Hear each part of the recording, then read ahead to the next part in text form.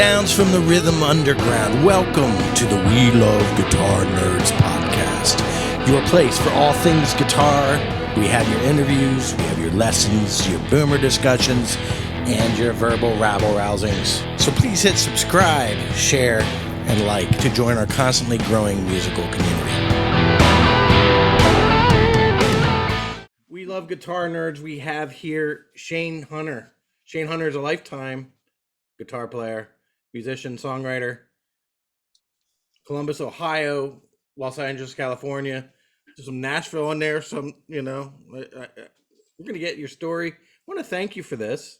This is because the circle of friends that you have, all you guys are really like the whole Columbus, Ohio scene. Really talk highly of you. So let's go back to your very like the earliest memories of music.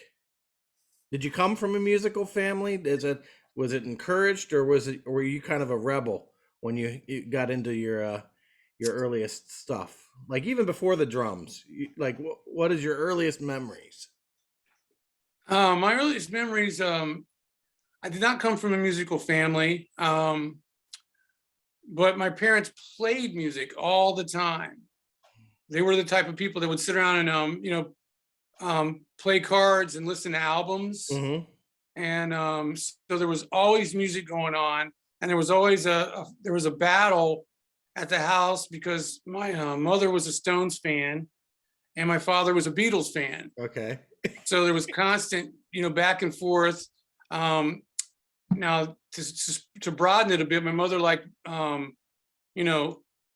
Motown, anything like that, and she liked stuff like Janis Joplin.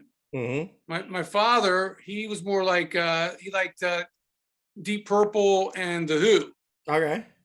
So between the two of them, man, as far as any 60s or 70s stuff, and even back to some 50s stuff, but mostly 60s and 70s, I had it pretty covered. I was gonna say that's a lot of traction.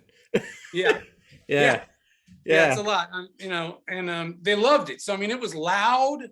Uh-huh. And it was on all the time. It was like not really any TV. And that was pretty much it.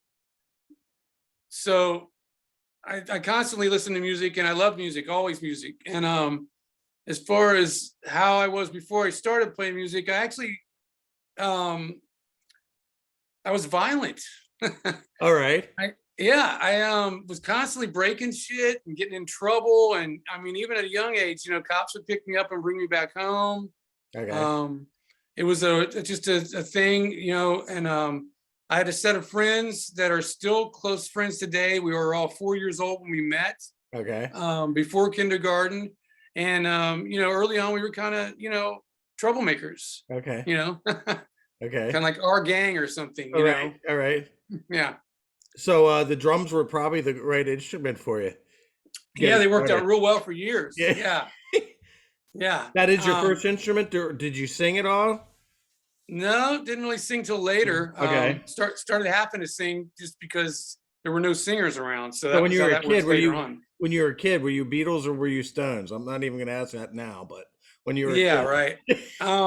When I was a kid, I really liked they had Sgt. Pepper's was such a it was almost a fantasy album, it's like with children, it almost had children's lyrics in certain ways. Yeah.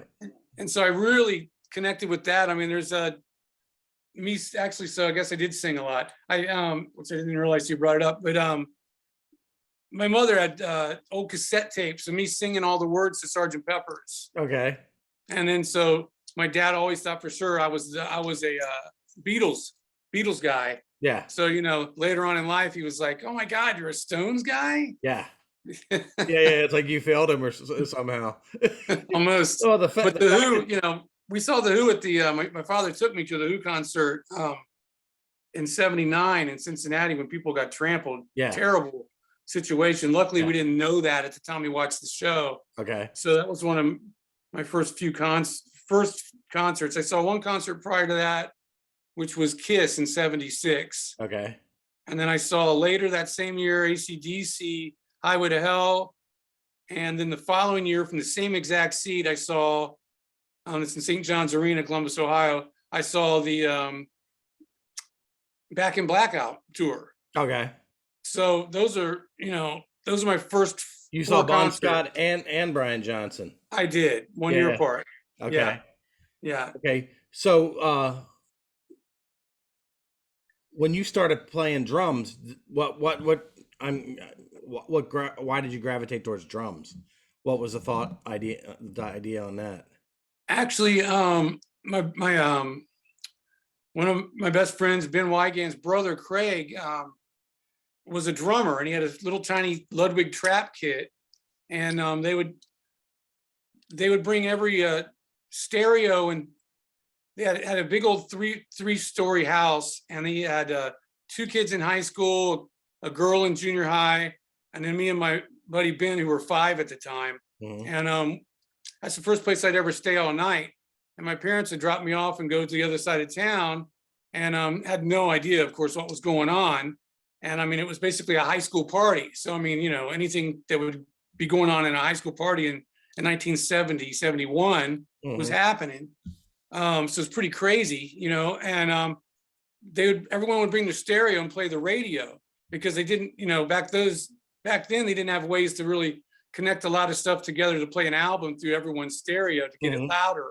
So they had several, at least 4 stereos in one room, and they're playing that, and he had the drum set in the corner. And so he like backed it up and played the beat along with it, or played a counter beat along with it. And people would be dancing, and just, it was like my first, I got to see someone play live, Yeah. and I got to see the effect it had directly on people. Mhm. And then, also occasionally he would leave, he wouldn't be home, he'd be at school. So, I mean, any chance we would get, we would go in and play his drums. Yeah. And it was, I never had to work real hard to play anything. I'm just that way. Yeah. And I mean, I picked up saxophones and can make music out of them. It's violin is the only thing I can't do. Just Yeah. that bow thing, just It's- rough. I can make the screechy sounds as good as Oh anybody. God, yeah. But yeah, I could play pretty quick. I could play the drums, and I physically saw someone. I was right beside him, so I saw what was going on. So I wasn't just like making noise. I was actually playing a beat. Yeah. First, and and that's what he did. And then later on, and still before I changed to guitar, he was a DJ at a place called the Dixie Electric Company. Same guy, Craig Wygand. Mhm. And what they did there, besides having live concerts that I got to see, so I guess I even saw concerts prior. No, those were my first 4 concerts. But I was probably 14, would go to teen night. Sometimes it was a live band, but mostly it was just rock and roll, played really loud. And then they had a live drummer that would play along, mic'd up and everything, up on the DJ stand, and he would play along to that. And that was his job. He just played drums. Mhm. And again, I got to see the reaction of that. I also got to see live shows there. Mhm. I got the VIP treatment because the guy that ran it was my best buddy's brother. So I learned early I never paid to get in. I never stood in the line. Yeah. All that coming in the back way, Yeah. rock star stuff. Yeah. Saw it real early and liked it. Yeah. Why not? How old were you now at this point? I was probably 14, so I bought my first drum set whenever I was 10. It should be noted that you paid for it yourself. Your first drum. I did. I don't think parents, I mean, maybe they do, but my parents weren't about to buy me something that made that much noise. Yeah. Yeah. And that's kind of how it worked in our family. My dad worked hard, my mom worked. It was a working family. Yeah. His father. And so, I mean, yeah, I did paper routes, cut grass. It took me years to save up the $110 Yeah. to buy the drum set. And I bought it from my babysitter's boyfriend, Okay. and I got cymbals and the whole drum kit. It looked like Peter Chris's kit. It wasn't that big. It was a 5-piece, but. So who did you like? Okay, so you had all these people you saw in real life. Did you have any like musical heroes, like as a drummer when you were 10 years old? Well, I mean, I got to see. Made reference to Peter Chris. Yeah, Peter Chris was I think super cool. I know Gene Simmons gives him a hard time, but I think he's great. I think Kiss has never been the same without him. He has a certain groove. There's certain drummers that have this feel and sound to them, and he didn't approach it from a rock standpoint. Like Peter Criss had all these other outside influences. Yeah, he was just playing the drums for the song. Yeah, and he wasn't trying to. I mean, he played a lot of fills and stuff like that, but like during the verses and choruses, he wasn't overplaying. Yeah, there were sections of the songs that had stuff, but I mean, later on, I mean, as you build your chops, of course, I ended up doing Neil Peart stuff just because that's what everybody wanted to hear. Yeah, and stuff like that. But I was always between that, and I saw Tommy Aldridge opened up. Pat Travers opened up for AC/DC on one of those shows. Okay. And so I got to see Tommy Aldridge early, and I thought, man, it was the first show because I was like, wow, no, that's a drummer. He's got, he's like, same thing, Peter Criss. I was a little bit older. Yeah. And I was like, so I could soak up more about what was actually happening. I played drums for several years by that point. And I thought, man, that guy's really got it until AC/DC came on and Phil Rudd played. Yeah. And that spoke to me more than anything, because I mean, he just simplified everything, minimalist, but it absolutely essential. And that's what gets people to move. Yes. And that's the whole thing. I think that's what originally attracted me to drums, is he made, at least in my experience, people were dancing and moving. Again, at the disco where they played rock, which I revisited. You're kind of a groove guy. I'm a total groove guy. Yeah. Okay. Yeah. That's cool. Yeah. That's cool. Total groove guy. For years, I had everybody, oh man, you got to, I've heard you play fast in the basement, man. You got to start doing that live, and it's just like, it doesn't talk to me. I'm impressed by it, but it just doesn't do anything for me at all. Yeah, like Phil Rudd is kind of the essential ingredient that for AC/DC, if they don't have him. I never saw them again until he got back in the band. Years later, I stood at the soundboard at the LA Forum and watched him when he finally got back to the band. That was as original could be, with Brian, of course. Yeah. Bond being gone, but finally it was the same band I saw Back in Black. Yeah. And I thought all the other drummers, they didn't do it right. Yeah. Yeah. So when did you what was the transformation from your earliest bands? Your earliest band was you did drum in your earliest bands.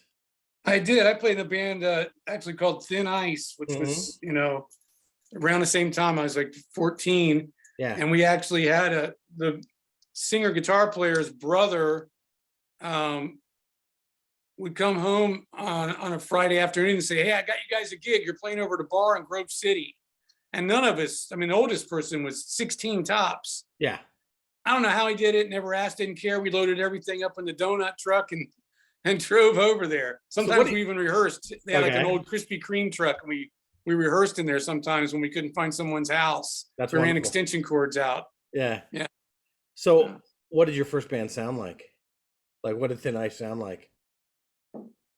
Oh man, I don't know. We just played, we actually did have at least one, maybe even two original songs. Okay. So that's another thing that's been, every band I've ever played in has always had some original music. Okay.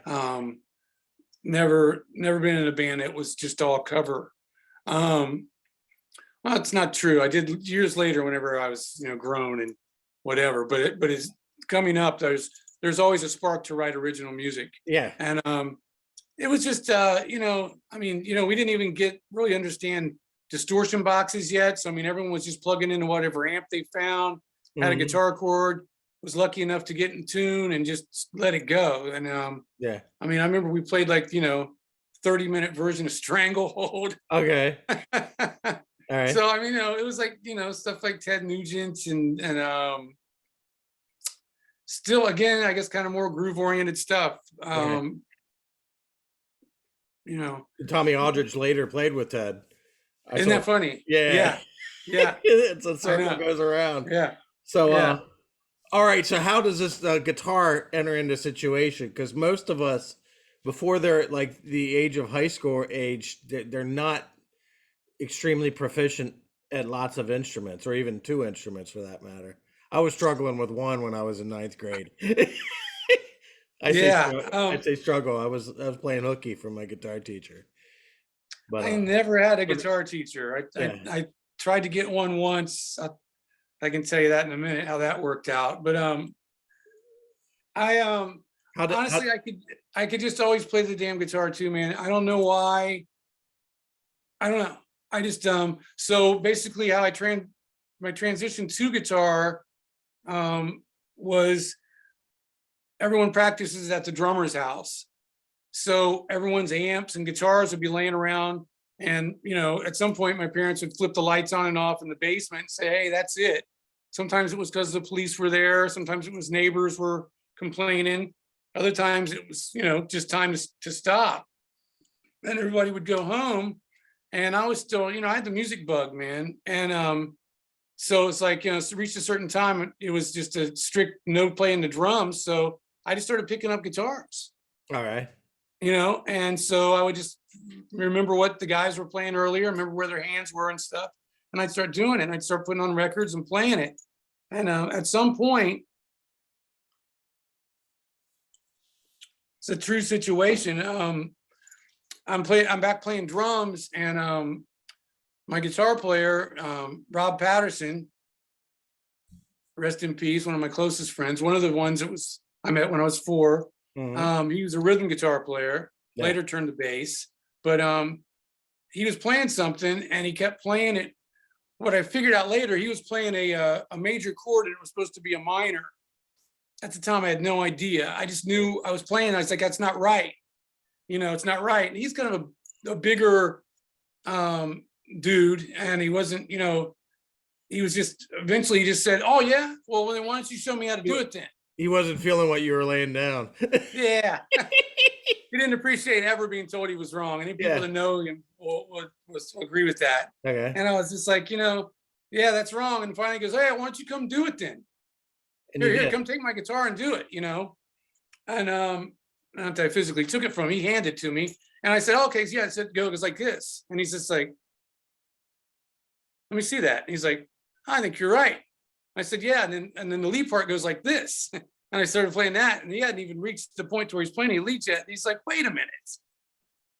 Are you still the drummer in this band? I'm the drummer in the band. Yeah. And a buddy, and what's messed up is the band actually had 2 drummers, because my other friend, the friend that his brother was the drummer, he played drums. Now he could also play bass and guitar.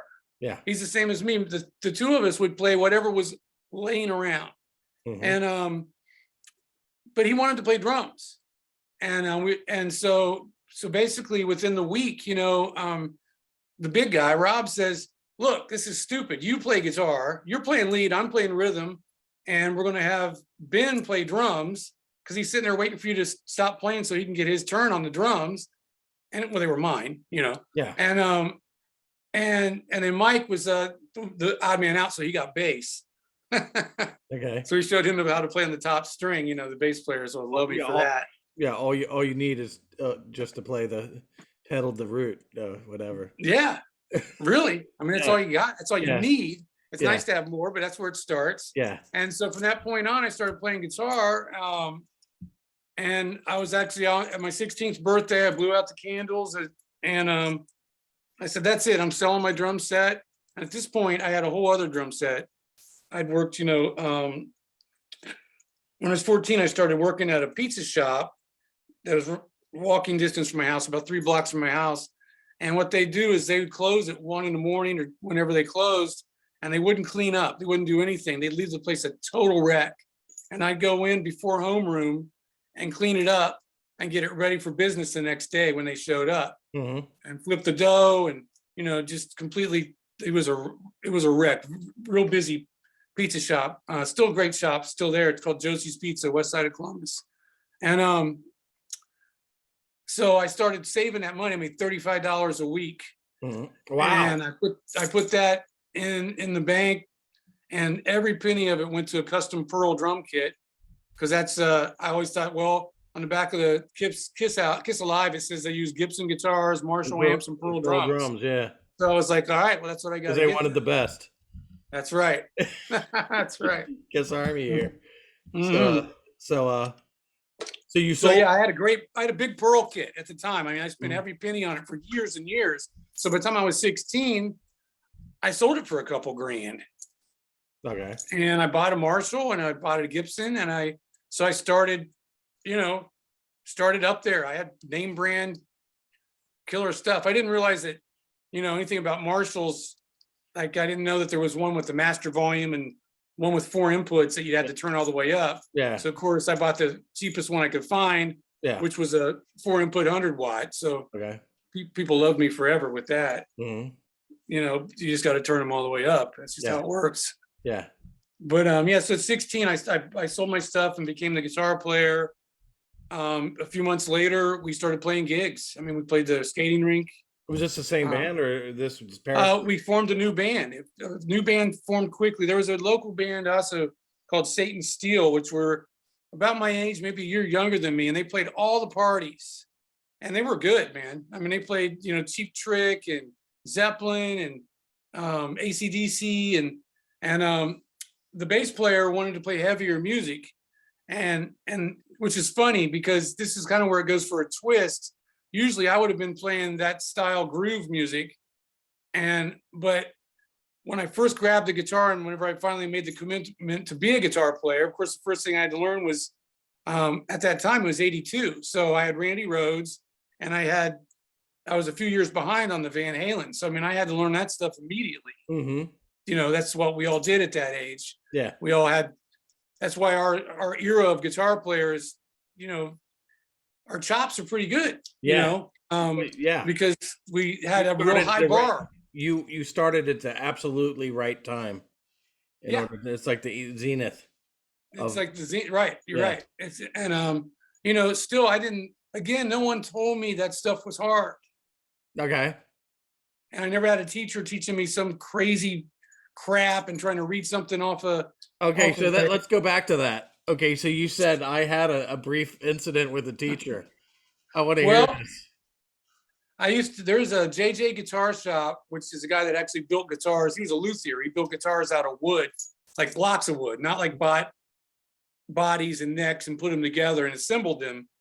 This man actually created guitars, and he was right on Broad Street, a block and a half from West High School. So anytime I had a study hall or, maybe biology class or English, I'd be at the guitar shop. Yeah. And I was 16 at the time, so I was playing guitar, and he got a Galaga machine in there, and he would like play it, and he thought he was the best. And he's like, someone can, you can beat me on this machine. I'll make something for you for free. And so you beat him. I beat him. Yeah. I was a kid. Come on. Yeah. So I started, racking up, credit at the store, and he was, so offended by it. He let me go forever. But so I would start racking up credit, and I'd be over there playing and stuff. And, probably should have been in school, but I wasn't. And they didn't teach what I wanted to learn there. And there was a guy named, it was Garland. It's either Gaylord or Garland. It was a weird name that I wasn't familiar with. And he would come in on the bus, and that was one of his stops before he made it to Coyle Music on Coyle Music West. And he was a teacher. And I would sit and listen to him. He would stop there and he would play, because he would give lessons there. Before his lesson, he would give lessons at Coyle Music. Okay. And jazz player. All right. Had these books that were this big, New Theory, knew all this stuff like that. And so I'd be playing until he got there. And so I was playing, he'd be watching me, we didn't talk for a few months. Okay. And by the time I had to hear him play, I was like, so a few months later, after we both heard each other, and of course, I'm just playing whatever I'm learning. I'm playing the Van Halen and the Randy Rhoads and anything I can come up with. And he's over there playing comping chords and, playing Al Di Meola and stuff. And so finally I was just like, I've checked around and you're the best teacher in town. I want you to give me lessons. And he said, I'm not going to do that. All right. And I was like, what do you mean, man? I got money. I got a job. I got my guitar. I'm ready to go. I don't care. I can meet you over here. I got study hall right now. We could do it right now. He goes, I'm not doing it. Because I've heard you play the last couple months. He goes, if I start teaching you to engage your brain and what you're doing with your hands, I'll ruin you. That's actually a good story. He's like, maybe when you're I was expecting a worse story, to be honest with you. Yeah. That's a good story. It's a glorious story, man. Yeah. He said maybe when you're 25, after you get through this, you could handle learning this stuff and be able to survive it and get back to still be able to play. Now at that time, I didn't know what he was talking about. Yeah. But I was just like, okay, cool. Now for 2 years later, he would show up. If I was in a Rock Wars, if I was whatever, he would be in the crowd watching me play and bringing students to watch me play. Okay. You know, I would see him all the time. So this was your thing. Like you're 15, 16 years old. Do you remember any struggle? No. That's wonderful. No, I never struggled. No. That's wonderful. You found the right thing. From 10 years old. When people would want me to play things I didn't like, Uh-huh. maybe I would have a little bit of a struggle. But Okay. it wasn't because of technicality. Okay. I met Ingve years later. He showed me some licks, and I worked real hard to do that. And I figured out I could do it, Okay. and I never did it again. Okay. How was that? How was he? It was, he has a terrible rap. I've hung out with him 3 times. Total sweetheart to me. Really?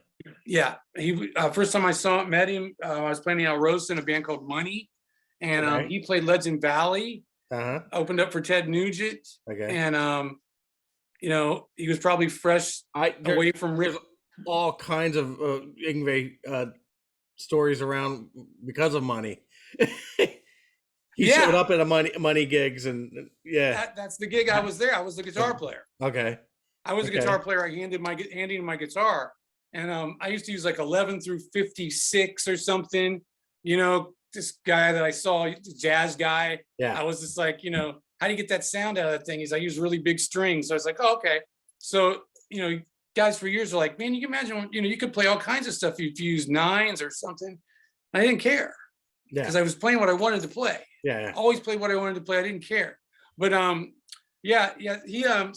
that's funny. The Alrosa story. Yeah, I had taken Mark Chatfield's place in Money. Okay. That's the reason I took the gig. Chatfield play with Money, and I thought he's the biggest name in Columbus. So if I go do my best to fill his shoes, someone will pay attention to me. Yeah. So I took the gig. I lasted 3 months. The band broke up. It wasn't my fault. They broke up in Louisville, Kentucky, and I told them to unload my equipment, and I stayed in Louisville and joined a band there. Okay. Plus I'd met a girl who I'm, with right now as we speak.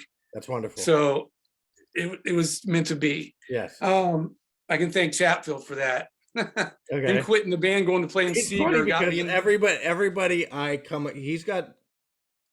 say this to him, and he'd be embarrassed for me to say this, but he's got good energy following him, in that nobody ever said anything nasty about him. I don't know if that's true, but that's what he said too. That's what he said. But I'm saying from the people that I'm talking to, they all have a good thing to say about him.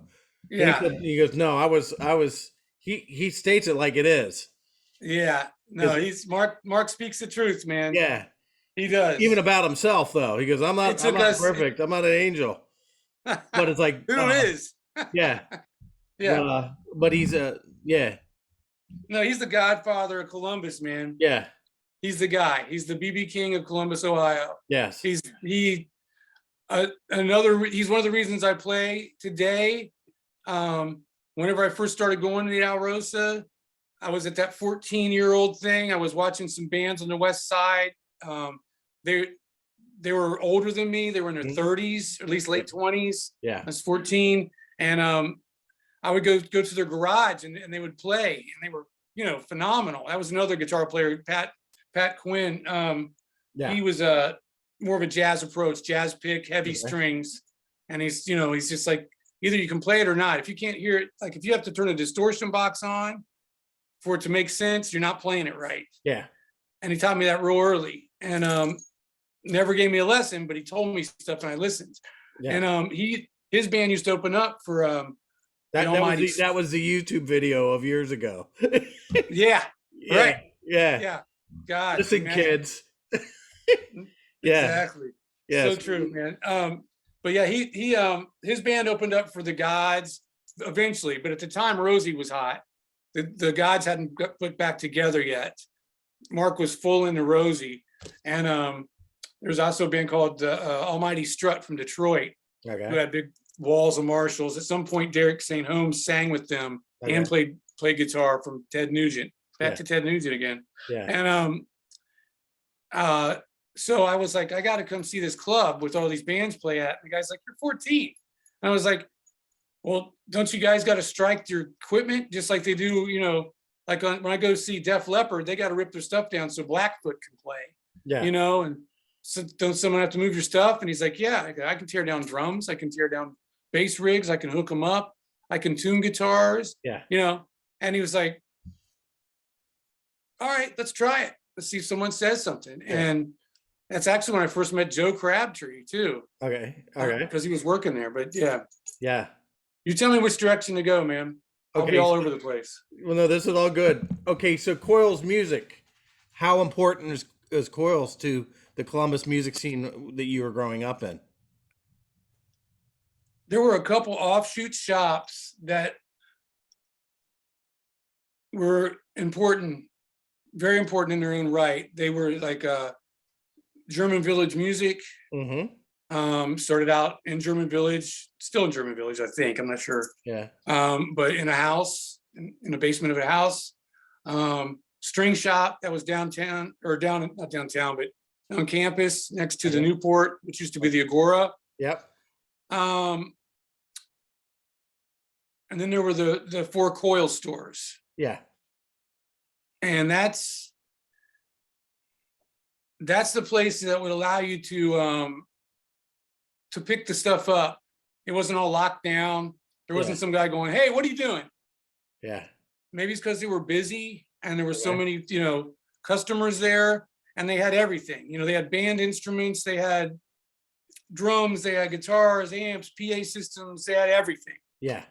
To where the other stores basically were guitar shops. And and they were open longer hours. Uh-huh. They were open, I don't know. I don't know if they were open 7 days a week. It seemed like it. And since there was one on every side of town, no matter who you were jamming with, knew where the Coyle was. Yeah.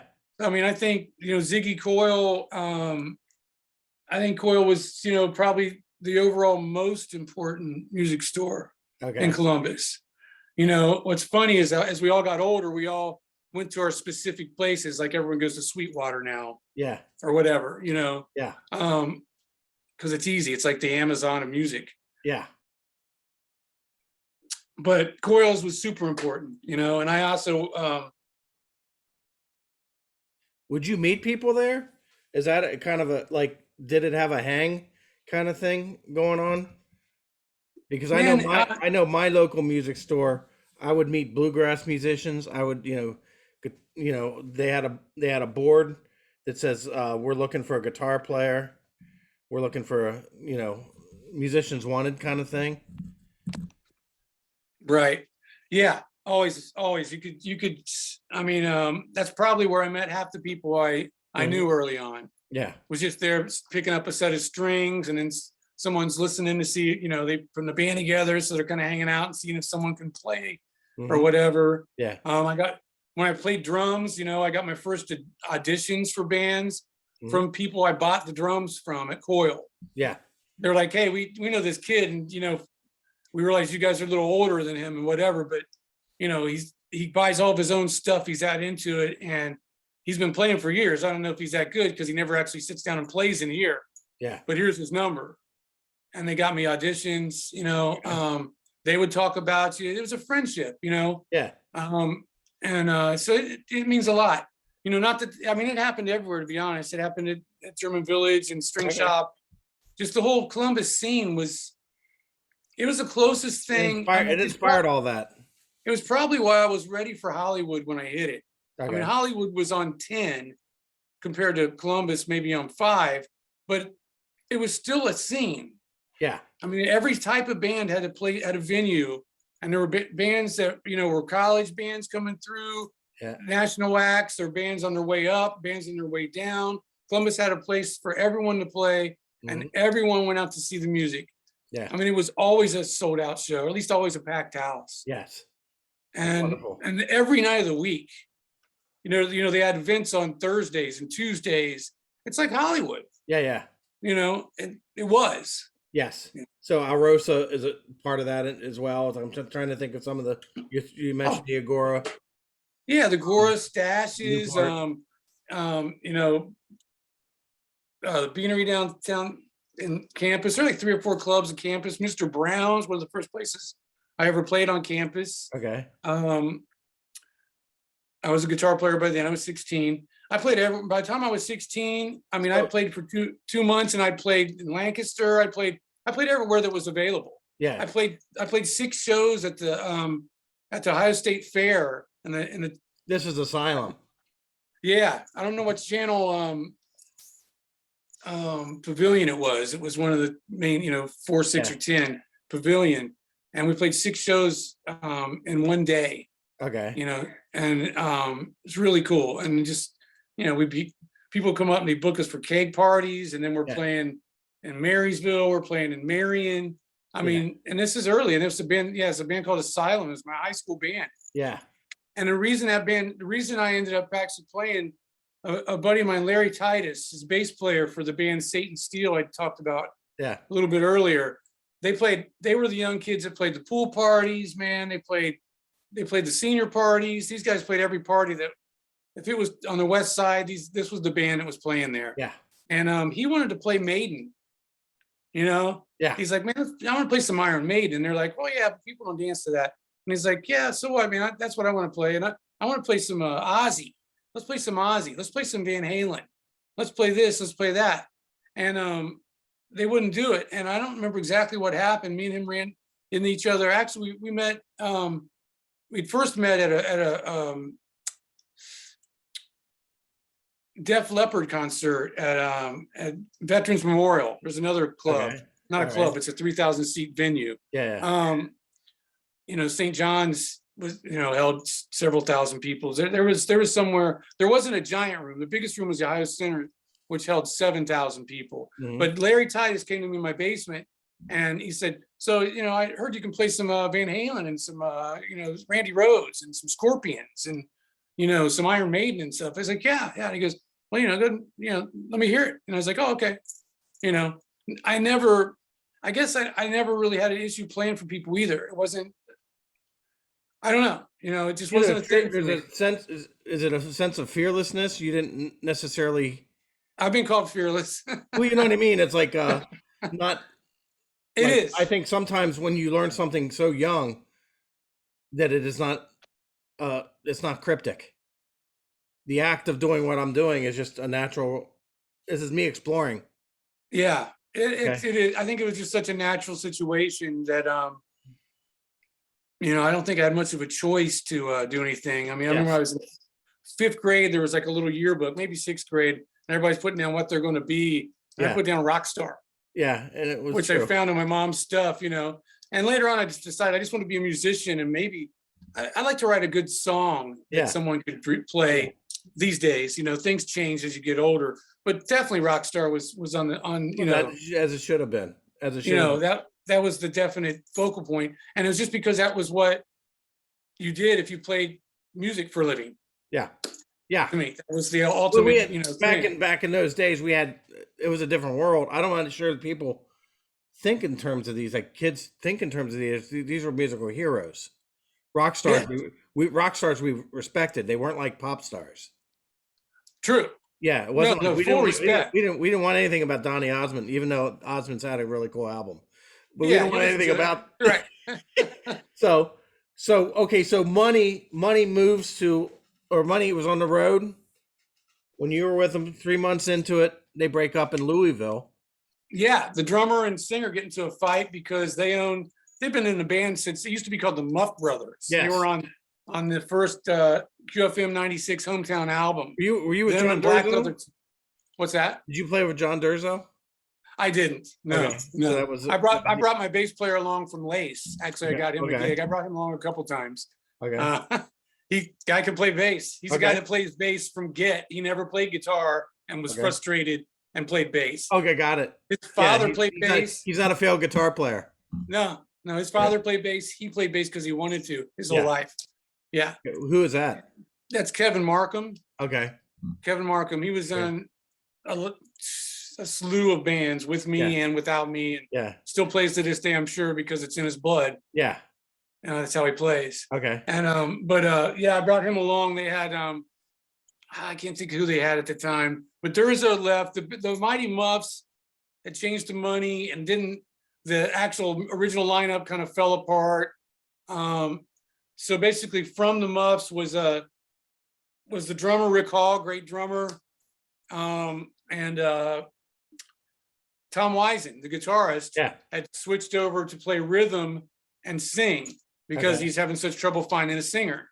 Yeah. And you know, I love the Muffs. I saw them when I was young at the Dixie Electric Company. I heard them on the hometown album. Them in a band called Black Leather Touch. Who one of those guys in Black Leather Touch, and the guitar player ended up working at Coyle. Okay. So there was that thing. Mm-hmm. And but the Money I joined was a different band. But Chatfield had worked with them. I couldn't believe Chatfield joined the band, to be honest. I was still in band Lace, which was my band after Asylum. Yeah. Which was my first traveling band. We signed with American Bands, John Bloomstrom. Same people Sweet Savage signed with. Okay. It's funny to me the number of people that are savvy with business from your scene. That you got a booking agent like right out of high school. Yeah. I was 18. Okay. So you're right out of high school. Just graduated high school. Which I found out years later. I never went. I was supposed to go to summer school between my junior and senior year over on the South End. Mm-hmm. And I went over there one day, took the bus over there, and I got into this huge fist fight, and I never went back. I played music with guys in the South End, but that didn't work. Didn't matter, man. Did you graduate? I did, but I don't know how, because years later I counted my credits and I didn't have enough credits. Okay. They just wanted me to get the hell out of there. They gave me a diploma. I did the walk across it and everything, and I never, because they told me, it's like, hey, but yeah, I did graduate. And as soon as I graduated, I had a job at a warehouse. Sweet Savage had came in town after they'd been to Hollywood, and they had their EP, mm-hmm. and they were playing at the Alrosa. Yeah. And I saw they were Ohio guys that I knew from before. Yeah. And I saw them, they went to Texas and came back, a polished thing. Like, mm-hmm. They left and came back, and they were like Rosie. Yeah. Yeah. No, when I saw them, they were rock stars. Yeah. They were complete. They had, I never saw Rosie.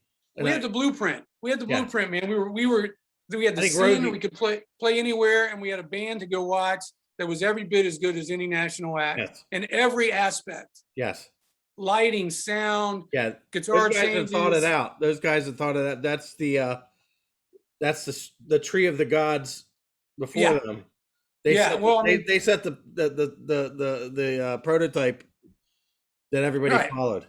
Yeah, well, between Chatfield and Eric Moore and the Godz, and doing the first two records and going out opening up for every band known to man. I mean, they traveled across the whole nation, playing original music. And then so Chatfield took everything he learned and he pumped it right into Rosie. And they were immediately just top notch. Yeah. So Savage came back and they were top notch. And I was like, and they were of the time, it was like 85-ish. So I'd probably I'd been graduated for 6 months or something. And I just talked to him, and I quit my job and left with them. They went back to Texas, and I said, "Can I go back with you guys by myself?" Yeah. And eventually, what happened? I ran into Joey a few times throughout my youth. Yeah. And he was just like, "When did you meet Joey?" I first met Joey whenever I was roadieing for the bands that were Okay. opening Oh up yeah, yeah, for yeah. Rosie. Okay. I was like 14 years old, and Yeah. he was there. He was a bar hop there, and Yeah. I thought he was going to throw me out. He saw me, and I was obviously I didn't look old enough to be there. Yeah. And he's like, hey kid, what are you doing here? You know, he started busting my balls. Yeah. You know, and I was like, oh crap, this guy's going to How throw much me older out. is he than you? About 6 years. Okay. Okay. Yeah. And so he yeah, I thought he was throwing me out, man, you know. Yes. And I was like, I just love the music. I worked for the I was like, by the time I had my mom, you know, I was like, I'm the stage manager for the opening act, Yeah. you know. And just, you know, I learned early. My dad taught me. He said, just pretend like you know what you're doing. Okay. And my dad used to take me everywhere, no matter where we were at. Your dad supported all this tomfoolery. Oh, totally. Totally, man. You ask anyone about my parents, man. Yeah. My parents are the coolest. The only thing they did, which people always thought they supported me financially. We didn't have it like that. Yeah. Yeah. But they supported me in a way more important way. I bought all my own stuff. Yeah. They supported me by loving me and by and also honestly, man, like I said early on, I was an issue kid, man. I was constantly breaking stuff and causing problems. And when I first got the drum set, that stuff stopped. That's wonderful. And they were like, what? Yeah, yeah. Okay. Yeah. This is a lot of obnoxious noise, but it's worth, you know, the power of music. Yeah, they just was like, okay. Channel it. Yep. And when I switched to guitar, it even went a whole other route. It was more, you know, ethereal or whatever you want to call it. It was like I finally made the whole turn, and then it was just like they were like, you're good, you know, and they saw me do what we were talking about, you know. I mean, I see some other band doing something. I'm the guy asking questions. I'm like, how do you play these places? How do you do this? Oh, we got this agent. Cool. Can you take me to meet him? You know, I don't want to talk on the phone. I want to meet the guy. Yeah. You know, at 18 years old. Yeah. That's wonderful. And that's what I did. And at the time also Savage they used to be a 5-piece. Yeah. And everyone in the town thought I was in a band called Lace at the time. We thought, oh, he's leaving with those guys. He's coming back with blonde hair. He's going to be their other guitar player. Yeah. And they all talked to me about it. And they said, would you be interested? And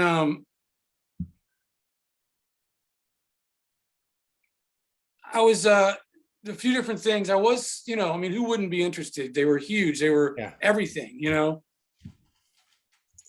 But you know, I talked to Chris, and I saw him as a 5-piece. And then I saw him again when I went up and talked to him, and I went across country with him as a 4-piece.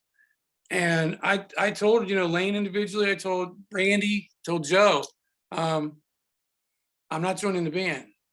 I think you guys are great. Perfect. I think you're perfect. And they had to learn that. They had to learn that when I guess they went through a couple number 5 guitar players. They did. Chris they went into his. He grew into his sound. He did. He did. And Chris, I saw Chris. I think me and him were talking. I think he was 17. Let me see, 17 when we met. Forget, either I was 17 or he was 17. Okay. When we first met. Maybe it was me. I think maybe I was 17 and he was 19 when we first met. Screaming Willie's. There's another club. Okay. I mean, there's clubs everywhere, man. Everywhere. Full stages, PA systems, lights. This is not some little, you know, and there's tons of little back rooms you can go play too. Where they dust off the dance floor and you set up there. But I mean, there were actual, you know, everywhere to play. Yeah.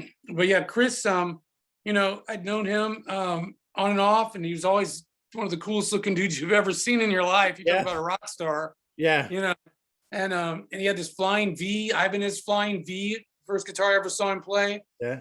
And you know, it's just like, you know, that dude's awesome. And I think he still has it. Yeah, I think he still has it, which is I saw him recently in Dallas. He was there for the celebration or Joey. Yeah, and we got to hang out. We actually got to play together. That's wonderful. First time we were both on stage at the same time. Yeah. During that trip with Sweet Savage, he had an accident and smashed his hand at the car door. And they were actually at Savvy's, and I'm pretty sure Pantera had opened up. And it was before Pantera switched. They were kind of glammy. They were like Van Halen or whatever. You know, I mean, and Diamond. It wasn't Dimebag, it was Diamond Yeah. Daryl, and he had. I think I got a pair of purple spandex from him that had the zebra stripes. Yeah. When they But went over. but that's what they were doing, and Chris had slammed his hand in the door. I think they were doing 3 sets, or they were doing a few sets, and I sat in and just hopped on stage and played with the guys in the 4-piece situation, which I was used to playing, and and it was a blast, and to sit next to Randy St. John and Joey, Lane. Yeah. It was a thunderous band, dude. Yeah. I mean, it was covered. Things were covered. Absolutely. And I'm sure that's what made my decision. Years later, I got flown to Hollywood to audition for a band. Yeah. And the audition went great. But at a day later, I hooked up with Randy, and he said the Savage had broke up, and him and Joey wanted me to form a band. Yeah. That's our next set. Okay, so you were in the Louisville, Kentucky area after Money. Yes. Okay, and then you got to record a bunch of demos. I did with the guy, with the producer that produced Elvis. Yeah. And then at some point, Lynn Petersill is his name. He died at the console snorting cocaine. Okay, that's rock and roll. That's just one of those guys. He wasn't, but I was in a band called Spanky Lee. They were now their father, I think, played drums with the Dick Clark Five at some point. Okay. They were a musical family. They sang in the choir. Kentucky boys. They knew how to finger pick. They knew how to strum. If they didn't, their relatives did. Yeah. And the people in the bars in that scene, that the whole Louisville scene, showed me a whole different kind of musician than Columbus did. Okay. Entirely different. You kind of like strip away the gain and take the show back a couple notches. Yeah. But listen, and people aren't really putting on it. That wasn't really entertaining. But the dude that was standing there could play. Yeah. Wonderful. I mean, he could what play. Kind of music was it? Well, I mean, I saw a lot of, the band I was in was pop music. Okay. Right. It was just pop music. I joined that band and learned 30 original songs in 2 weeks and played in front of 7,000 people. Okay. At Rocktoberfest, which was my first gig. Yeah. And, learning cover songs is one thing. Learning songs that you've never heard in your life is a completely different animal. It's a whole different ballgame. Right. But, they were, for their young age, they were right around my age. Actually, the drummer was my age. The bass player was a year younger than me, and the singer was a year older than me. Okay. So, and 3 of us were Aries. We were born in Aries. We were Aryans. Yeah. Yeah, and as you probably know, what comes with that. I mean, the Ram. I mean, you'll fight to the freaking end if you feel you're right about something. Yeah. I'm an Aries, so yes. Yeah, I figured.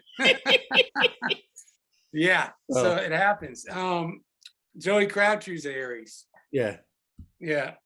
So so that band was great, man. We were on the radio. We could fill, any size venue. It was like being in a national act. It was like being, like the equivalent of Rosie, because it was all original songs. That's something else people don't realize. I mean, Rosie played a few covers. There's mostly original songs. Yeah.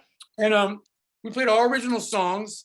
And we played, that band really didn't even play bars. They played like above that. They bypassed it. Yeah, they played they'd be playing out at the horse track and stuff. I mean, big stuff. But they were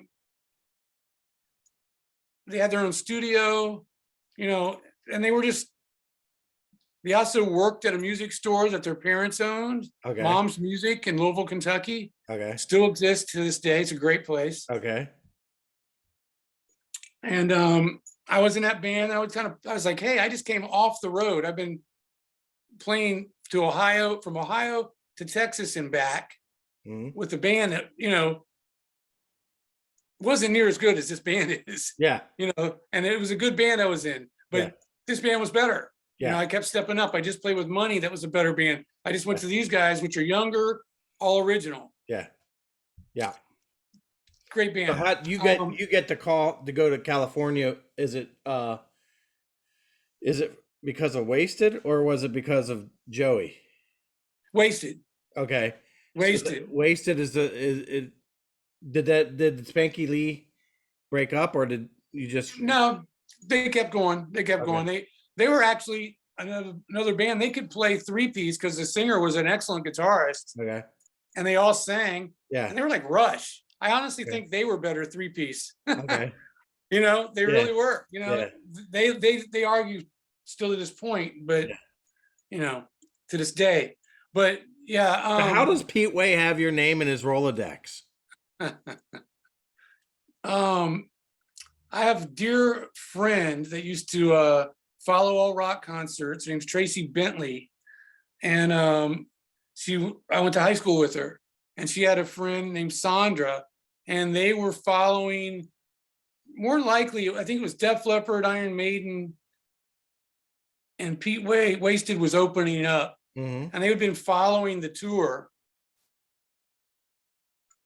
and they were having trouble with their guitarist. It's the guitarist that took Schenker's place whenever UFO would play without Schenker. Okay. Paul Raymond or Tom? Paul, yeah. So Paul had a little bit of a drug issue going on, and he wasn't showing for the shows. Okay. You know, could play his butt off, but you know, you got to be there. Yeah. And so they had to pull the band off the road. And these girls went to bat for me, man.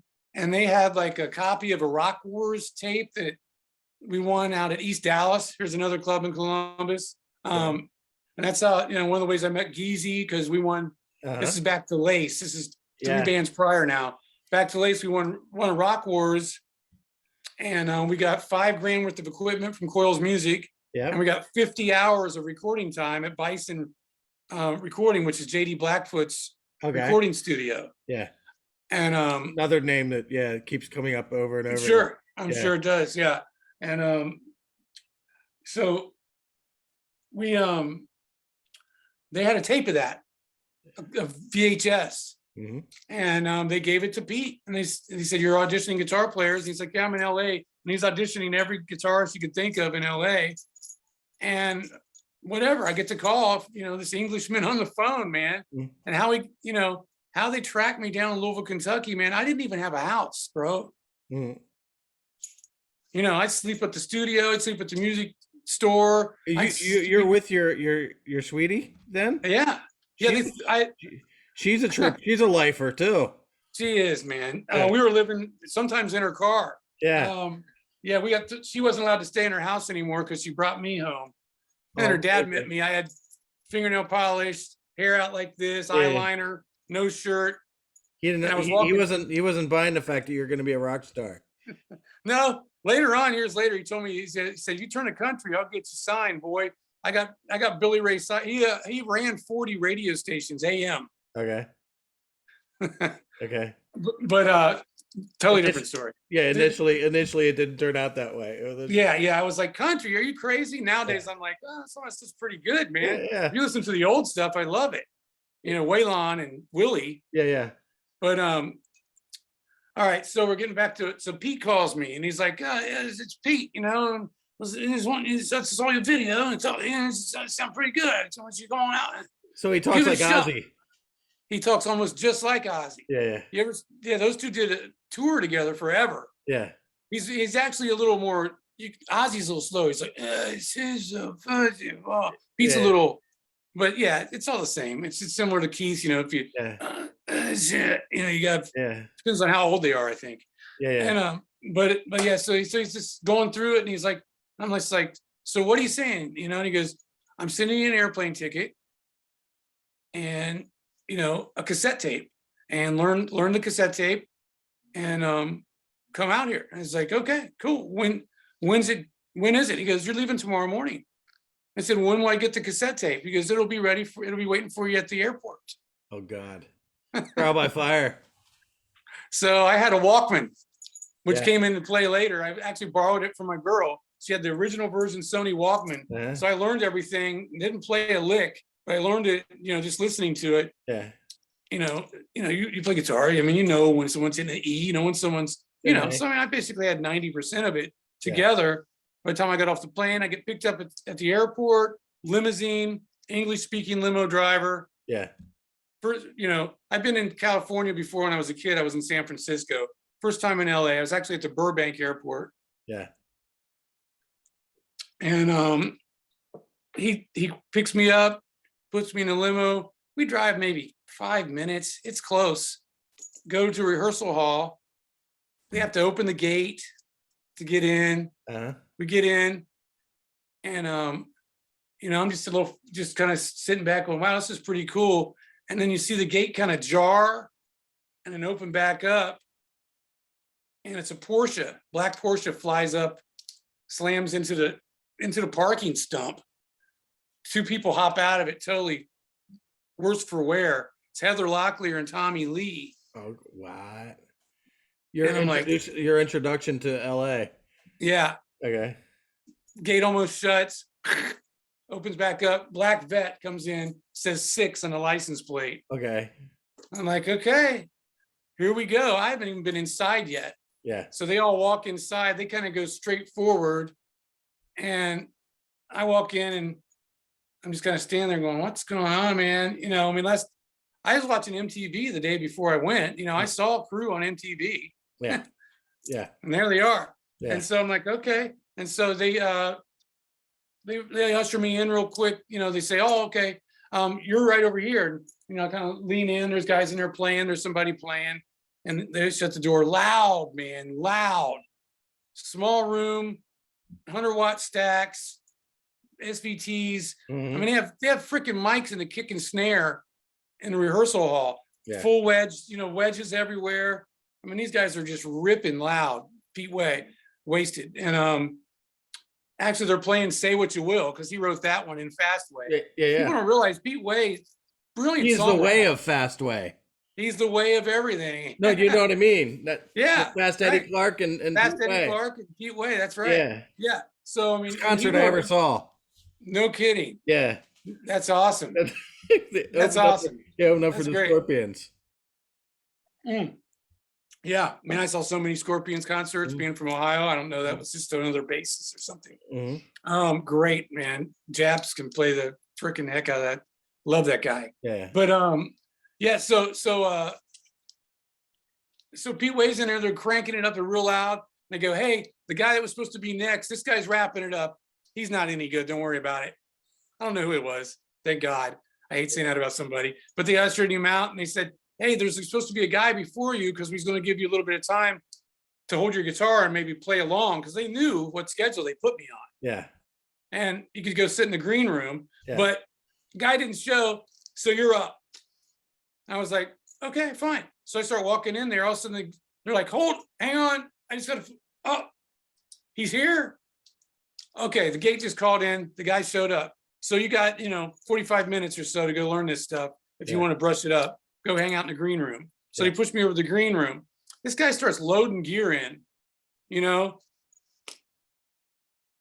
just seemed like forever. He had like one of the big rack systems and all that stuff, and brought his own 412s. And I hear I hear people kind of yell, what are you bringing that? We have an amp in here, And he's like, oh, I got to have my sound man. And, blah, blah, blah, and all that stuff. And so I go back to the green room. I'm hanging out. Vince Neil's in the green room. He won't leave me alone. He's just talking. Hey, man, what are you doing? Oh, you're playing out? You're going to play with Pete? All right, man. He kind of sounds like Joey a little bit. Yeah. And he's like, talks through his nose a little bit. And he's like, hey, so where are you from? Oh, yeah. I'm from, hold on. Gets on the phone, starts talking to some. Oh, yeah, baby, I'll have the limo come pick you up at 8. Yeah, that's okay. Yeah, fine. Okay, see ya. He goes, oh, yeah, I'm going on this date with this girl. I think I want to marry her, which another story. He ends up marrying this chick that from the Tropicana, where my girl ends up working at the Tropicana. Yeah. The first day she works there is their wedding. But anyway, things are all tied together. So I'm hanging out with Vince, and Vince is like, oh man, you probably know that stuff as good as you're going to learn it. Don't worry about it. Just sit that there. Come on, hang out with us. And so, I'm getting peer pressured by Vince Neil to come hang out with Motley Crue. I set my guitar down, dude. I figured I know it well enough, and I probably should have practiced, but I did it. And so I go in and hang out with these guys. They got the full girls tour rig set up. I mean, there's like 6 full stacks on one side, SVTs down the other, Tommy Lee's chrome drum set in the middle, and they're playing, man. I mean, they're, and they sound great. It's freaking Motley Crue, dude, at their prime. They're killing it, man. And I'm just sitting there, and I'm sure there's drugs and women everywhere, et cetera, so on. Like, comes with that kind of stuff. Yep. And I completely get lost in it, man. They're talking about stuff. I'm asking him, how you getting that sound of that Marshall? Oh, it's highly modified. I had Lee Jackson modify this one, and Jose modified that one, and blah blah blah. And he's showing me stuff, and we're digging through amps, and the band's like, "What do you guys do?" That's what I'm talking about. Mick was great. He's cool. Yeah, it's totally great. He's showing me his mods on his amps. Wow. Yeah. Totally cool. I guess. How did your audition go? It went great. There's nothing to worry about. No, I got the gig. Okay. Yeah, it went great. I walked in and they go, "Good God, man, are you good? What do you have to hook up? Because we're getting hungry. We want to go get something to eat." And that guy took way too long, because they had to come find me in Motley Crue's rehearsal hall because they came and found me. The guy's pushing the stuff out and he's going, "Yeah, just give me a call." They're like, "Yeah, man, whatever." Doug Aldridge is? I do. That's who that was. All right.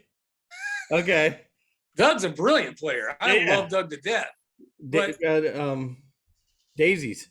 Yeah, Dead Daisies. He's played with, couple bands. Whitesnake, Couple bands. all the way down the line. He's a monster player. Yeah. At the time, he was going through that thing like people went through. Everybody else was. He was a sign of the times. He had a refrigerator rack full of effects. Bradshaw's, and all stuff like that. And so half the reason I probably got the gig is I walked in, they go, "What do you got?" And I go, "Guitar." "Where do I plug in?" Yeah. And so I plugged into this Marshall. He goes, "Oh, don't worry. Those things come straight from England, man. They'll be a little different than standard Marshalls you're used to." Yeah. And so I turned it about 5, 6. That's where I play a 100-watt head. Yeah. That's what I'm used to, Yeah. We all played loud. That's what we did, And I played the first song and Pete goes, "I could barely hear you, man. Hook another one up." And he goes over and Y chords them together, man, and they dined it. He walked over and dined my amp. I mean, it's bloated. I'm going through top cabinets. It's so loud, it's out of control. Yeah. And we played a couple UFO tunes, Lights Out, and did some other stuff. And he's just like, and Pete, man, during one particular song, I forget what it was. I'm playing, I'm not looking at my guitar, and I hit a couple dingers, man. And he goes, "Man, it was all great except for those 2 notes." And I was like, wow, because it was so loud. I didn't know if anyone heard them, And I was like, "Yeah." And he goes, "I'm sure you know what key that one's in, right?" And I was just like, "Yeah, man, I just messed up." He goes, "Oh, you're honest too. That's perfect. Let's go." And I hung out with him, and we went to the Oakwoods. So then he goes, "Hey, we're going out to dinner." We went to the Rainbow. We're going to meet my friend there. His friend's Ace Frehley. Oh, Jesus. I'm having the day of my Twilight Zone life. I'm just like, what is going on? Yeah, it's like the Twilight Zone. Honestly, I'm like, this is where I belong. I'm like, I'm supposed to be here, and it's probably why, got me in trouble years later. But, so we're hanging out with Ace, and all of a sudden CC shows up and Mick shows back up. So I'm hanging out with CC DeVille, Mick Mars, Ace Frehley, and Pete Way. This is the first day you're there. Yeah. Yeah. At the Rainbow, and there's a crowd of people around us, like I mean, full rock star stuff, bro. So we go back to the synergy of that area, Hollywood, yeah, and of MTV and of everything in the mid '80s. I mean, it's just insane. This was early '87, very early. Sunset Strip. And I mean, people were everywhere, man. And that was my first day there. It was I used to keep a journal. Yeah. So I have money gigs, Pete Way stuff, and Pal Joey stuff in here. I have Lace gigs actually before money. Lace played Matt Lee's in Dallas. Let me see here. I'm moving too quick. Okay, we played Wichita. We played Wichita, Kansas, May 12th, 1986. Lace did. Austin, we played the Back Room in Texas, May 8th, 9th, and 10th of 1986. Mm-hmm. So-So's in El Paso, Texas, et cetera, so on. So it goes Yeah. forward, and you get into, so then I did Spanky Lee, Yeah. and then it comes back in here. Spanky Lee's first show, Rocktoberfest, first show, October 19th, Sunday, Spanky Lee. Henry Lee Summers opened up for us. I remember him. Yeah. And then Toy Tiger gigs and et cetera, so on, blah, blah, blah. We went to Nashville, did some recordings. And all right, SIR, here we are, Studio Instrument Rentals. Here we are,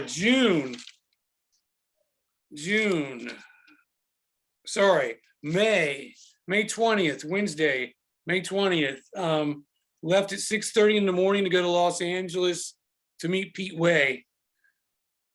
That same night, May 20th, Yeah. 1987, Yes. is whenever I'm sitting with Ace Frehley, Nikki Sixx, Mick Mars, Pete Way, obviously, the rest of the Way band. The drummer was Johnny D from Brittany Fox was the drummer for Pete Way at the time. Okay.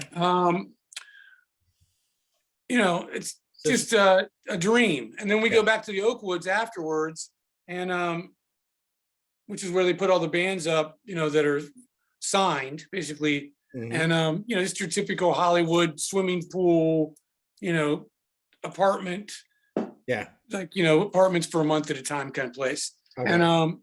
And so I had a room there, and we all hook up in the living room, and there's like freaking acoustic guitars laying everywhere. I'm like, why does any one person need this many acoustic guitars? Well, one thing, they have endorsements, so Okay. it's Gibson endorsements, so they're just all Gibsons, and they're just laying around, Yeah. which I learned about later. But yeah, so then everyone goes back, and so I'm jamming acoustic guitar with Pete Way, Ace Frehley, CC DeVille, and Mick Mars. Okay. This is all the same day, dude. The 20th, Wednesday. This is on a Wednesday. May 20th, 1987. 1987. That is like 2 weeks before I graduated from high school. So I had just turned 21. yeah. I turned 21 2 weeks prior to that.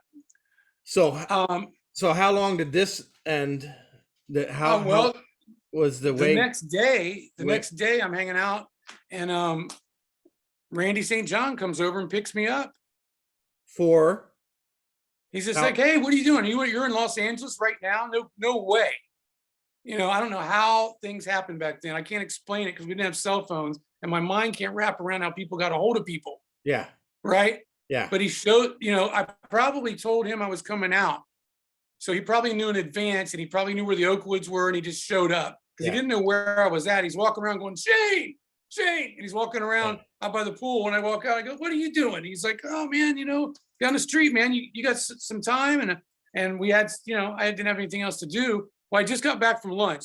I ate lunch, which was my breakfast because I was up real late. Oh, by the way, the acoustic jam ended fairly quick because Ace Frehley walked around with this little bag, and he pulled these little pills out, and he handed everybody 2 pills. And so about 30 minutes later, everybody goes, all right. So you were drugged by Ace Frehley. I wasn't. I stuck him in my back pocket. Okay. And he thought I took him. And so he's like, I like you, man. 2 men left, you know, 2 left standing, or said something, you know, something like that, you know. And I was like, oh man, I'll talk to you tomorrow. Like he hung out there all the time. I don't know. Because the next day I went to eat with Johnny D. We went to the Hollywood Denny's, which is gone. Used to be right by the Guitar Center. And we're there, and we meet his buddy there, John Karabi, and John's wife, Valerie, and she's pregnant. And he's, at that point, John's in a band called Raggedy Ann, Angora.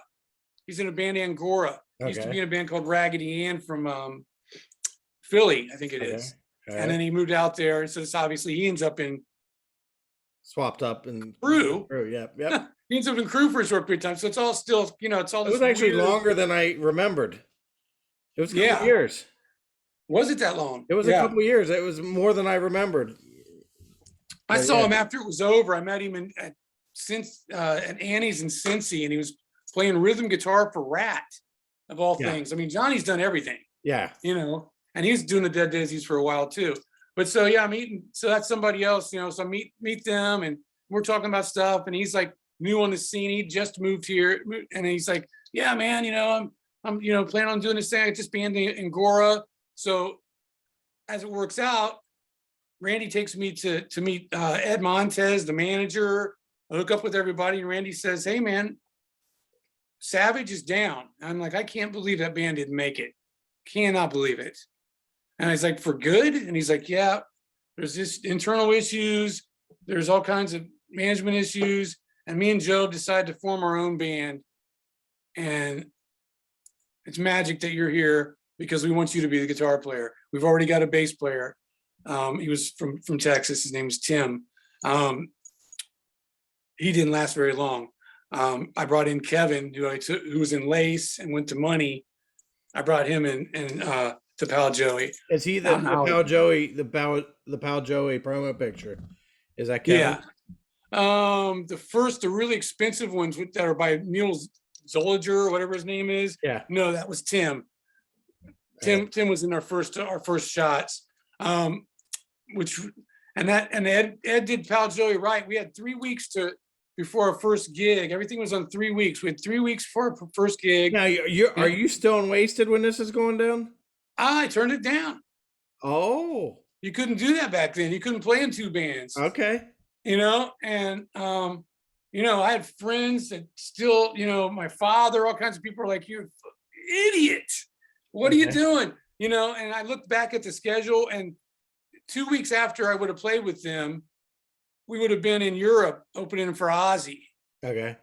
Which is bizarre because later when I was in Moxie, I got approached by Sharon to audition for Ozzy before Zach got the gig.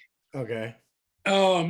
So there's, you know, just Hollywood, man. At the time, it was just you're in the right place.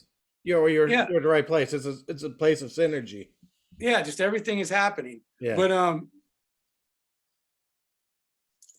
and the key point to it was I could go play with Pete Way, you know, and I love Pete. I ended up playing with Pete years later with Chris LaMarca. We threw a little thing together. Yeah. Actually, that initially had Phil Moog singing.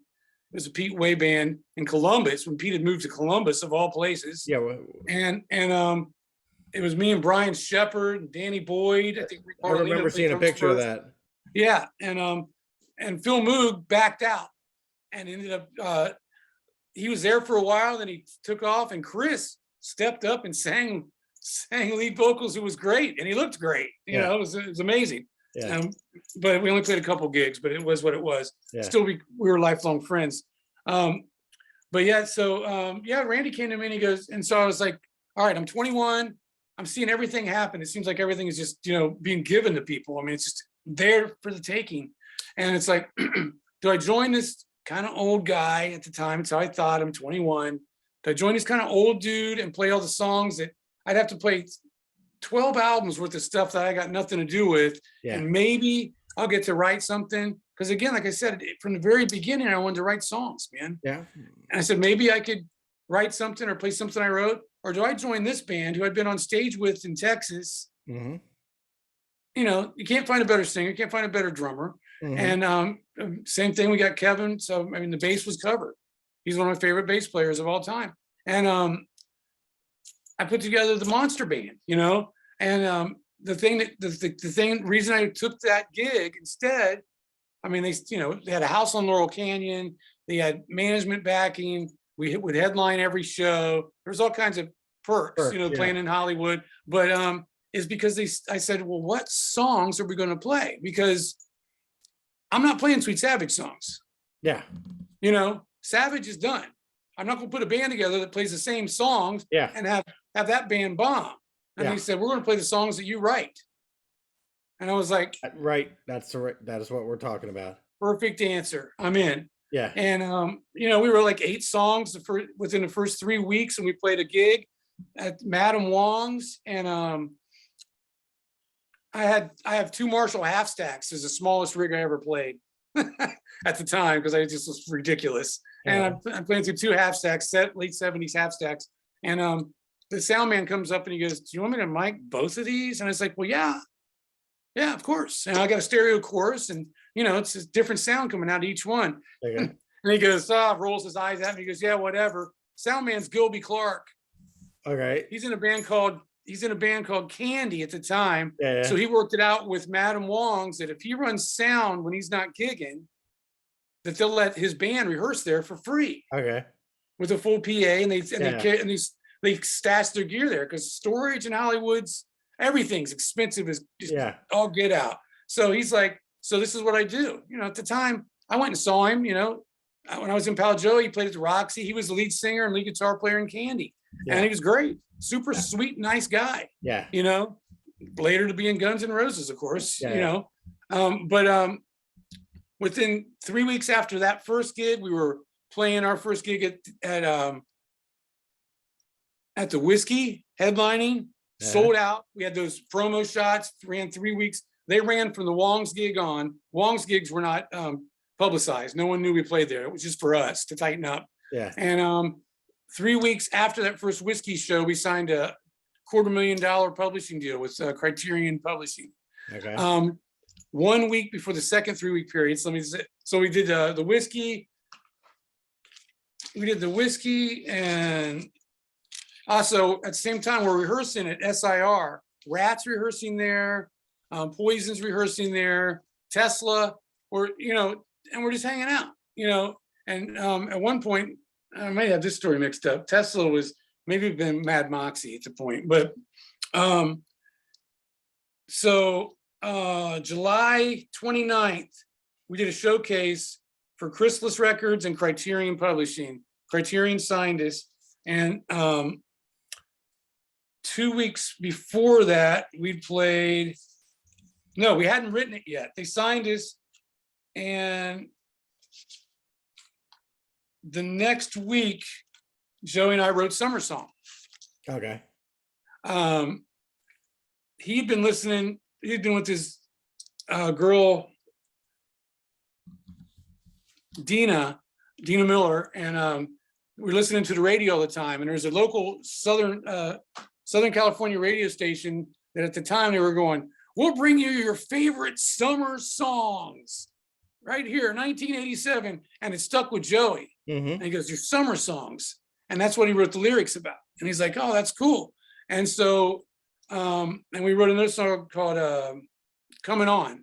Those are two songs that he continued to play. Joe played those his whole life. He probably played those on his last show. Yeah. You were there at his last show. I was not there at his last show. Okay. Well, no, he was already passed. I was there at the celebration. Soga was there. I think St. John was there, and a lot of other bands, from Crabtree and Joey C. Jones and the Glory Hounds, and but from Shock 2, Soga was there, and I know they re-recorded it with Rick Nielsen. He re-recorded Summer Song probably at least half a dozen times, because every time he did it, either his attorney or him himself would call me, try to get me to sell him my half of the song. And I was like, Joe, I'm not doing it, because you're going to sing it one day and it's going to be huge. And I want to collect my half of the money, because that's how that works. Because we did we got signed by a publishing company. We did the publishing on all those songs before we even recorded anything. We recorded a whole record. We recorded the whole thing. I mean, every bit of it at top studios. And it sounded amazing. Joey never sounded that good, ever. I mean, and he was great as it was. Great frontman. But I mean, this guy, Randy Nichols, he worked with NXS. He worked with, this guy worked with a slew of people that did our record. He's the guy that produced you? Yeah. Pal Joey? Yes. Yes. Yes. And he's passed away now. But he worked with a slew of people. I mean, just out at the time, I didn't know that he was like kind of famous, but the Criterion said, hey, we're paying for the record, and we're going to get this guy to do it, because we think he's going to, one of the things he was known for is getting vocal performances out of people that were real, like one-timers, you know what I mean? Like the best vocal out of people, like people wrote about him in his obituary. How, I mean, so many people, the Eagles. I mean, just outrageous amount of people this guy worked with. Mhm. And the band fell apart, man. We were going to mix the album. I finished recording it on a Wednesday, put all the last solos and stuff on, and we played Gazzari's that Saturday. And unfortunately, things went disagreements, and there were arguments between Wednesday and Saturday. And we played the gig Saturday. Pal Joey always got paid $500. There were 4 of us. We had $125 a piece every time we played Mhm. Hollywood. We were like the only band that got paid to play Hollywood. Yeah. And I went down to get paid from Michael Fell at Gazzari's, and he's like, "Oh man, I heard you're not feeling good, man. You know, that's unfortunate, you know." And I was like, "I feel fine." I never saw Joe again. He's like, "I just paid Joe." And I was like, "Why would you pay Joe?" And he goes, "He said you were sick, so I paid him." I never saw Joey again, ever. Okay. That was it. Right 33 years later, I mean, I talked to him every time, like when he worked with CC DeVille, when he worked with Rick Nielsen and Robin Zander, several times. I would talk to him throughout the years, but it was always business, or it was his attorney calling me saying, "Hey, I want to buy those songs from you." And you know, I don't know why he never just you know, include your name said, on the publishing. He just said, "Yeah, you know, I mean, it's already there, right? Just it's already there. You can look in Washington and see it's there. It's going to go back to that, and I'm going to sue you anyway." Mhm. But I was always still his fan, and I wanted him to record it and make it big, Yeah. especially if he's playing a few of my songs. Yeah. Great, you know. But I wasn't playing those songs anymore. I never played it again. Yeah. Last time I played Summer Song was on that stage that summer, and it was actually fall by this time at Gazzari's in '87. The next time I played the song was with his daughter a month ago in Dallas. Yeah. That's how long it had been since I played that song. Yeah. I think it's a great song. Yeah. You know, and it's still being played at radio stations in Columbus. Is it? Still playing it? Yeah. Like the first day of summer. Yeah. Yeah, that's cool. That's cool. It's a great song. It's a great like story. I mean, a timeless writing song. it. It's a timeless Columbus song. Yeah, well, it's a good song. It's not really. Pal Joey was a band. It wasn't really like Savage. It wasn't 80s. Mm-hmm. It was just a rock band. It was Yeah. kind of more like Rosie in a way. Yeah. You know, we took a lot from Rosie, always to where it wasn't like Rosie was never, even though they would try a little bit here and there, they were really just a rock band. They really didn't have like some glam look or anything. Oh yeah. It's kind of more the vibe in AC/DC. Yeah. Vibe Just like AC/DC someone shows up in music, their jeans and their t-shirt. Blues. We were blues like that, rock. maybe like Bad Company or Yeah.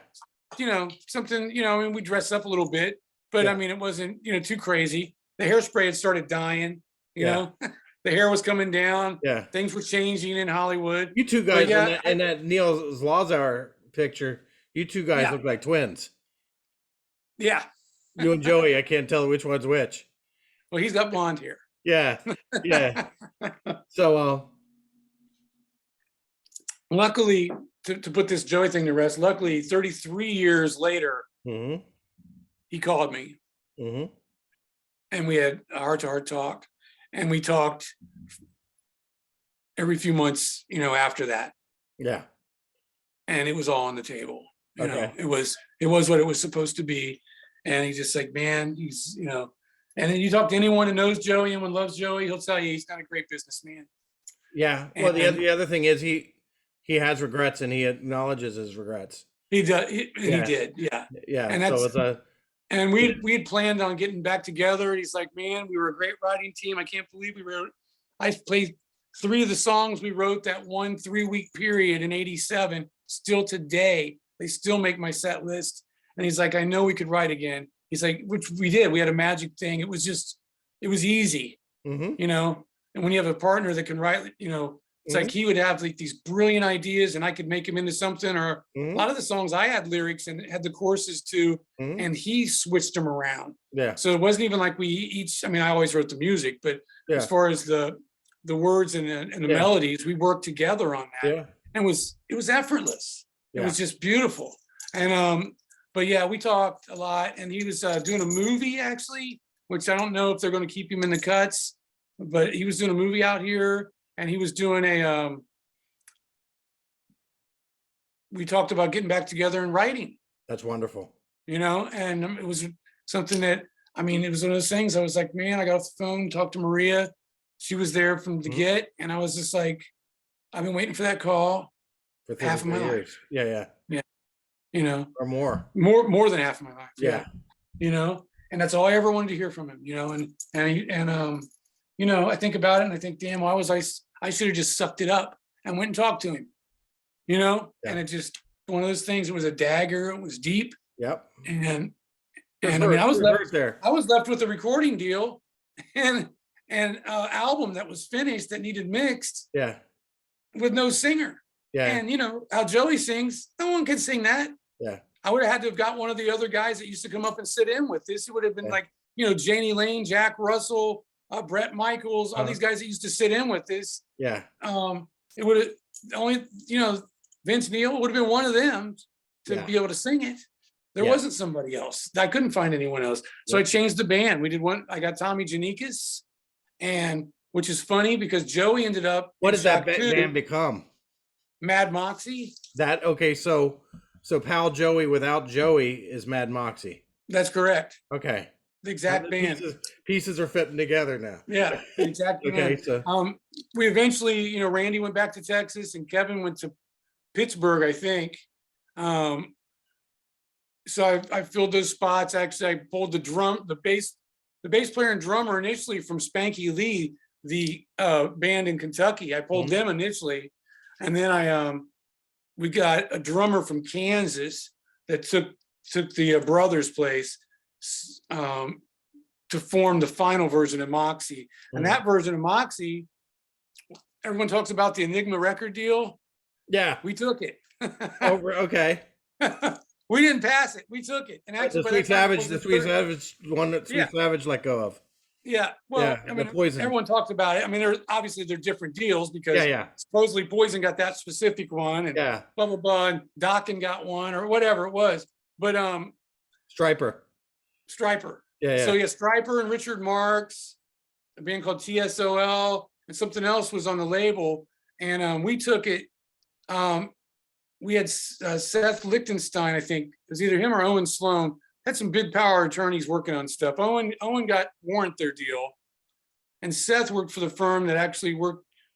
Keith Richards is handled by. Okay. We got him talked up to 125.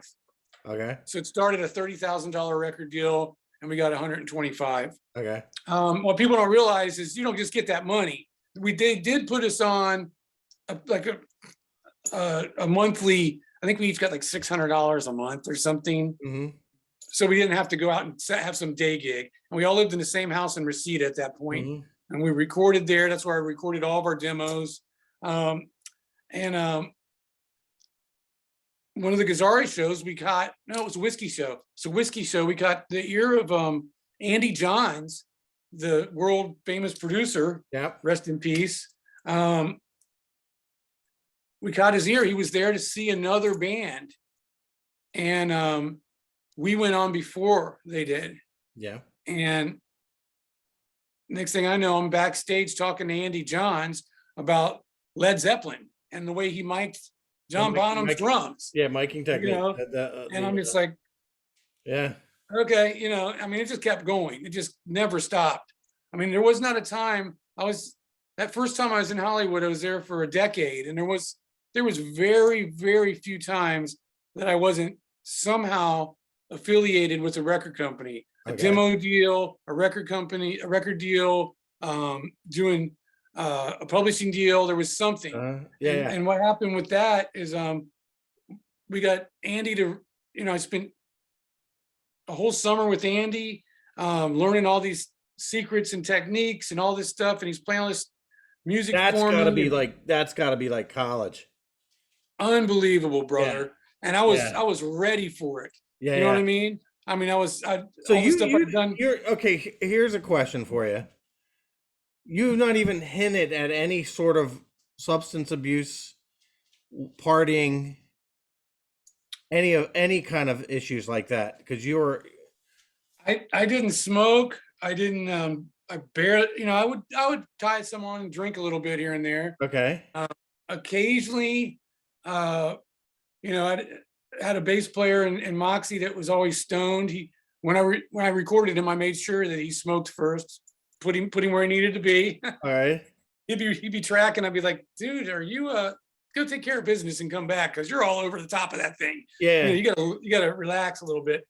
But so I mean, I maybe partake a little bit in that aspect. That's wonderful because so many people that we both know, Well, what they had to come out the other end. They had to, or not. I did too. It just Okay. I stayed sober for way longer than most. Okay. I fought it with my whole life. Yep.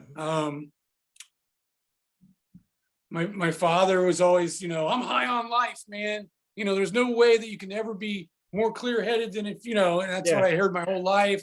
And I'd hang out with people. Well, you have all these things written down. Like it is not lost on you. Not they weren't the lost years. These weren't. No, because I was When were the sober, lost years? together. The lost years didn't happen till after I was like 25. Okay. I've been through the publishing deal with Joe. Enigma got dropped by Capitol. Capitol was the distribution mother label for and Capitol came. And at the time, me and Tommy were working with Andy Johns, so we changed our style. Moxie had turned into more of like a Black Crowes-ish kind of sounding band. Okay, so that changed their name then. And eventually it did, but we still had all this stuff. We stopped playing on the Strip and we started playing all these things out in the valley, these clubs out in the valley, but Moxie, Ganeri was his name, from Capitol came to us, me and Tommy, and said, "Hey, we're folding Enigma, and out of the existing deals that we have out there, Capitol is bringing 4 bands up. You're one of the 4." Oh wow! And I was like, "This is great. This is what we need. We're going to get a higher budget. Yep. We're going to do what we got to do, And at the time, the budget wasn't. We recorded real well. We were very efficient and proficient in our instruments and efficient at recording because I had an 8-track at home in Reseda, and we recorded everything. So I mean, there were no mistakes going on. But we knew we needed money for videos. It's MTV, Yeah. Truth of the matter is you want the smallest record deal you can get because you got to pay it all back anyway. And the faster you pay it back, the sooner you're going to have your own money. But that's what you learn when you become older. Yeah. But anyway, at the time, so Capitol offers us, we're one of the only 4 bands out of the entire Enigma label that's coming to Capitol. And we're like, cool, that sounds great. And he goes, but we're going to stick you in the studio without Andy. We're going to have someone else record it. And we want you to record all the old stuff first. And I said, well, I know you haven't been here. And the guy's like, I understand you've been working on a new style. We'll transition to that maybe on the 3rd album. But we know that you guys, I've been listening to your stuff for a year at Capitol, and I know you have 2 albums worth of what we call the actual Mad Moxie material. Yeah. And so we're going to record those 2 records, and then we'll transition. And Tommy and I are like, no, we're transitioning now. Yeah. I'm not going to play those songs again. Yeah. They were what they were. Same thing with Pal Joe. What year are we talking? Just move forward. What year are we talking? 92. So grunge was starting to come up. Yeah. Okay. Yeah. There was a change. So you saw the change happen as it was happening. Actually, I saw it coming in, and it didn't matter because we were ahead of the curve. And that's what we worked out with Enigma. Enigma was a real family-oriented label. Yeah. I mean, and they brought all these bands to us. You know what I mean? I mean, they're a capable label, but it was like a family. You walked in there, it was small. Yeah, yeah. I mean, you knew the guy that was doing artwork. You knew the guy that's doing distribution. You know the guy that's talking to the radio stations and taking care of letting people know that you have new product out. They're all right there. They had an 8-track studio reel to reel in the building. So we go down there and record stuff, and people that were going to be behind us pushing our stuff would stop in and talk to us. And so we had all these people going, man, that we liked what you were doing, but it was kind of, you know, this new stuff will survive this Seattle thing. Yeah.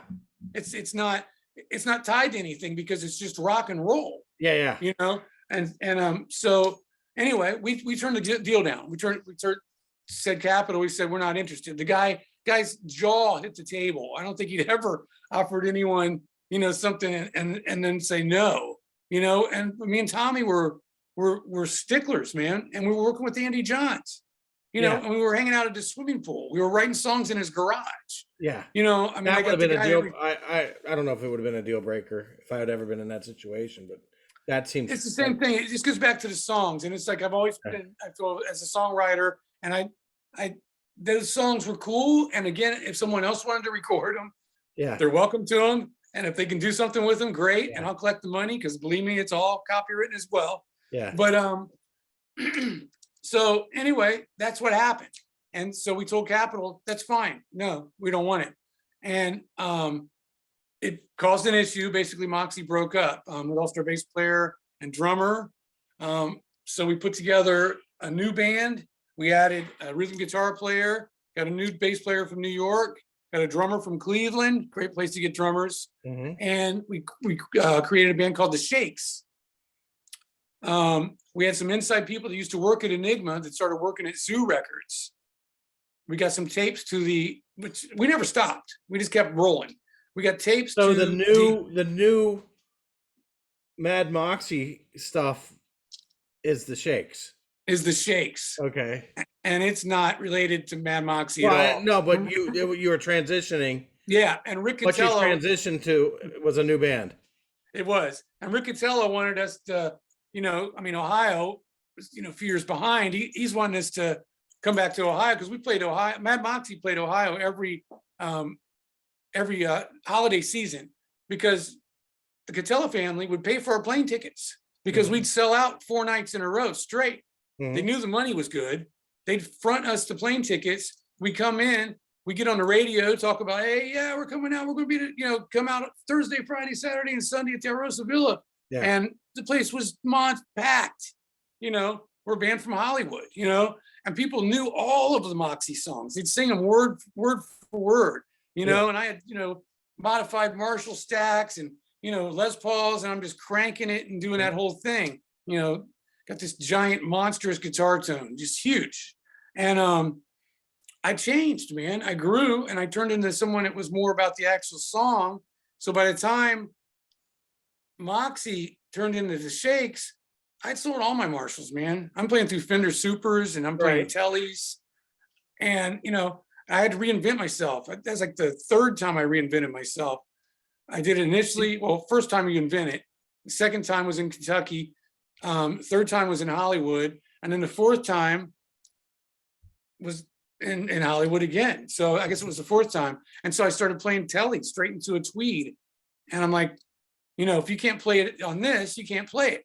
Yeah. And so we wrote a bunch of songs and Andy Johns came over and he loved us.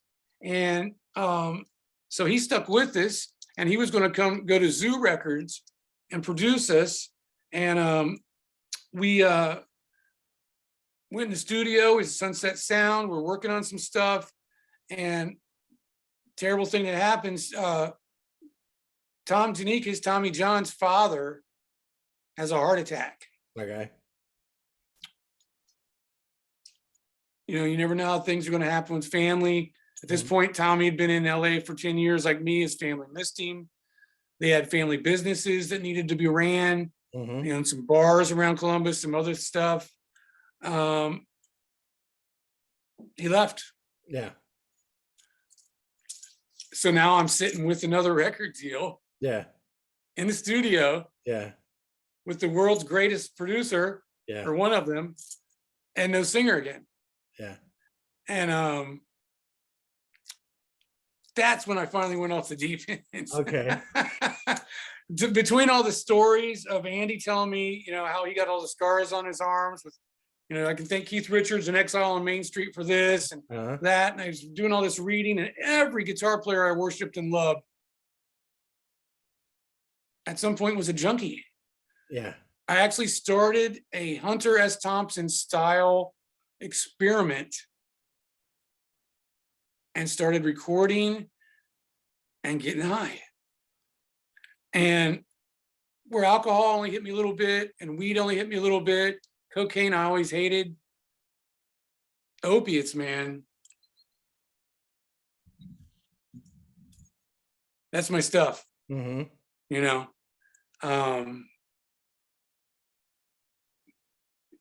That's the beginning of a dark period, man. You know. Okay. Yeah. You know, I lost everything. I ended up living on the streets in Los Angeles. Mm-hmm. Did you ever? I had a car. Go ahead. Did you ever go back to Columbus? I did. Okay. I started getting all these. I kept getting thrown in jail. I'm down in LA County fighting for my tennis shoes. I'm in Burbank. I'm in Van Nuys. I'm in all these jails. All these cops are starting to know me. They're starting to figure out that if they want to bust me at any given time, I live on the street. I actually had an old Nova that I'd sleep in that was broke down at the park. Of all places, it broke down. I kind of pushed it there in a parking spot that didn't have street cleaning, which in LA, that's an odd thing because even if you live in LA, you have to have a parking pass and you have to move your car once a week for the street cleaners. Yeah. This was right next to a park, no street cleaning. Car broke down there, so I had shelter to sleep in.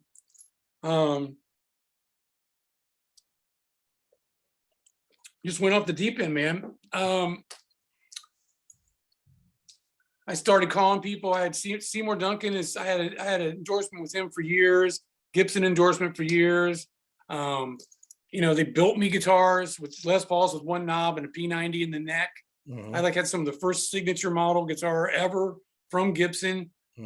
Guy Roger Griffith built it. He used to work on Page's guitars. I have a high watt amplifier endorsement. I helped design a high watt amplifier and recreate the Dave Reeves 103 and 503 with the man Frank Levi, who was a guy that modified everyone's amps in town. I'm back to that. I actually have an amp back here that I built. I'm building my own amps. I have 3 amps I'm coming up with. I don't care if anyone ever wants to buy one, but But the fact that you're doing it is cool. Yeah, I'm selling all of mine and I'm building everything I place to. That's wonderful. I have guitar. I have guitar endorsements. I have amp endorsements. I have string endorsements. Ernie Ball, me and Keith Richards have the same string endorsement. Life is grand, man, as it is now. Yes. The dark period. I was lucky. What happened was how long was the dark period? Well, 3 years. Okay. And the first time. Okay. 3 years, and I kept getting these tickets, and I had to show up in court, and they would mail the stuff that I needed to go to court, my court dates, to a mailbox. Yeah. Well, dude, I didn't have a freaking mailbox. It was whatever was on my license is where they mailed this stuff. Yeah. I probably lived in 3 houses since that, so I never got it. So every time they would run my license, they'd pull me over not pull me over, I'm walking, but anytime they would see me and say, hey, let's go mess with them, and they pull me up, I had more charges and more charges. I'm about to go to prison. Because I can't show up at court to handle my business because I don't have a house to get my mail to let me know when to show up at court. Okay, so finally I start messing with this PO counselor guy, and I'm like, I have family in Columbus. I have an address in Columbus. I have a couch I can go sleep on. Let me go there, transfer all my stuff to Columbus, Ohio, and I will go through everything I need to go through. I'll go through rehab. I'll go through everything I got to do, man. It took months. Yeah. Finally, the guy did it. A blessing. Yeah. You wouldn't be around. Yeah. I got sober for 8 years. I wouldn't even call it sober. I stopped doing opiates for 8 years in Columbus. I started out working at Sam Ash. I ended up being an assistant manager at Sam Ash. Mhm. Found out the manager wasn't going to give me his job because he was from New York, and he's like, money goes a lot further in Columbus than it does in New York. So I wanted to move up in that thing, and they said, we'll give you a store in Chicago. I didn't want to move to Chicago. So I quit, worked for about a year in another music store in Columbus. The whole time I'm playing with Merv Roland Love in a Merv. band called Rock House. Love Merv. Okay, so I got a call from Matt. I got a call from Matt Meese, and Matt. he said, hey man, I know you're back in Columbus now, and you're working up at Sam Ash, because that's where he called me. I got a page, Shane Hunter, call from Matt Meese, blah blah blah. So I pick it up, say, hey, what's going on, man? Great drummer. He's like, hey man, we got some gigs coming up. Do you think maybe you could sing and play 30 songs or so? And I go, oh, I'm sure I could. Well, I mean, you want to do it, man? It's pretty good money. It's over in Grove City and this, that, and the other. And I was like, what the heck? Yeah, I'll do it. When is it? He goes, it's tonight. Merv had popped his hip out. Oh, okay. He had degenerative bone thing, and he's like bionic man now. But I mean, you talk about painful. His femur will pop out of his hip, and he flops around on the ground. Usually at a strip club, I think. At least back in the day, he was when that's what happened. I don't know what well, I think maybe I do know what the component is there, but anyway, Merv was their guitar player, and Merv, I used to use Merv every Sunday because I loved this band he was in called The Point. Yeah. And I would have him play every Sunday whenever we played the Alrosa. He was the opening act. Yeah. And I would have him play. I just told Kinsella, I said, have him play Thursday, Friday, Saturday, Sunday, whatever day he wants. I love this band. Yeah. Now at the time, I didn't realize it. Merv thought I was a poser. He's like, I don't know if that guy can play or not, man. He's got all that pretty hair, walking around without a shirt on. This is when what? What band was this? Mad Moxie? Mad Moxie. This is Mad Moxie. So it's whenever we're coming back from California playing, and and so I didn't realize Merv didn't. I talked to him. I didn't realize whatever. So Matt Meese gets me playing, and Merv's like, "What? Shane Hunter?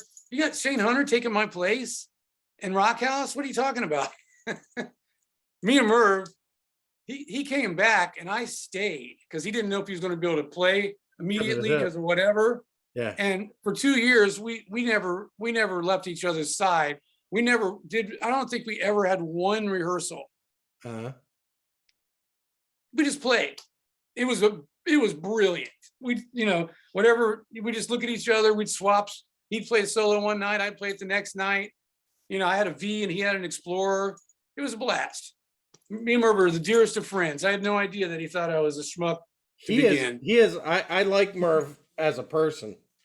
Like I can get along with him.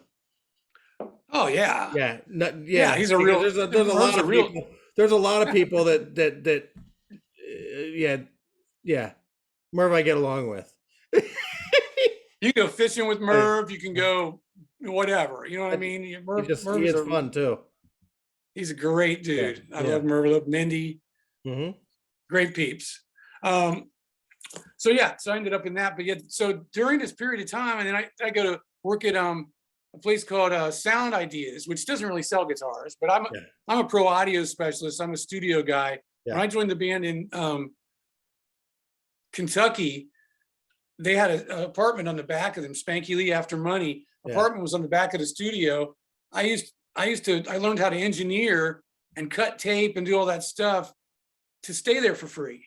Yeah. Because it's either that or give guitar lessons. And I couldn't teach anyone else how to play Crazy Train ever again. I was done with the guitar lesson crap. Yeah. And so I'd learned. So basically, what I'm getting at is I'm super comfortable. Okay. Giant board, I'll walk right up to it. It's anything in music I'm comfortable with. I feel if it's a past life or what it is exactly. But I mean, I do. That's where I'm supposed. That's where I'm supposed to be. And it was a God-given gift. I did not work for it. Maybe sometimes I didn't appreciate it, but it was just given to me. And so I mean, my sister used to take piano lessons. She'd work for hours back when I was a kid, and she'd work on something. I'd walk over and just play it, and she'd be like, it's just been there from the beginning, the very beginnings. I used to be an artist, and then she became an artist, so we swapped. She's actually a legitimate artist. Um, so back to, yeah, so I'm in Columbus. I'm working at the music store. Then they opened a guitar center. I worked my way up from the guitar floor there to become the assistant manager at Guitar Center. I find out they're only, at this point, all the people are buying their stuff off the internet. So, and they're getting it for super cheap. So there's no profit to be made working at a big box store anymore. Mhm. It's gone. Now, when I first worked at Ash, there was still profit involved. Mhm. You know, just a few years later, 3 years later, 4 years later, no profit. It's gone. So I have a buddy who I've been selling all the equipment to. He has a painting business. And he's like, dude, come paint with me. We'll paint during the day. He's an outrageous keyboard player. And he had a full studio as well, ADATs, 32 tracks of it at the time, which was a little old, but still you could count on it. And big freaking big Tascam console, and bunch of mics, all kinds of stuff. Anyway, so I just quit. I just quit the music business as far as music stores. I was like, I had to start selling. The day I sold my Blues Breaker combo back to the music store to pay my rent that month, and I was the assistant manager of the music store. Yeah. I should have quit the day before that because I'd still have that amp. Okay. Yeah. but that was the one that was like, and the next I had to sell Les Paul the month after that. So that was it. I quit. So I started painting and then I opened a studio on the west side of Columbus, and we had the best of everything, man. I had 1969. I had a pair of U87s, Neumanns, 1969. I don't know if you know this kind of talk.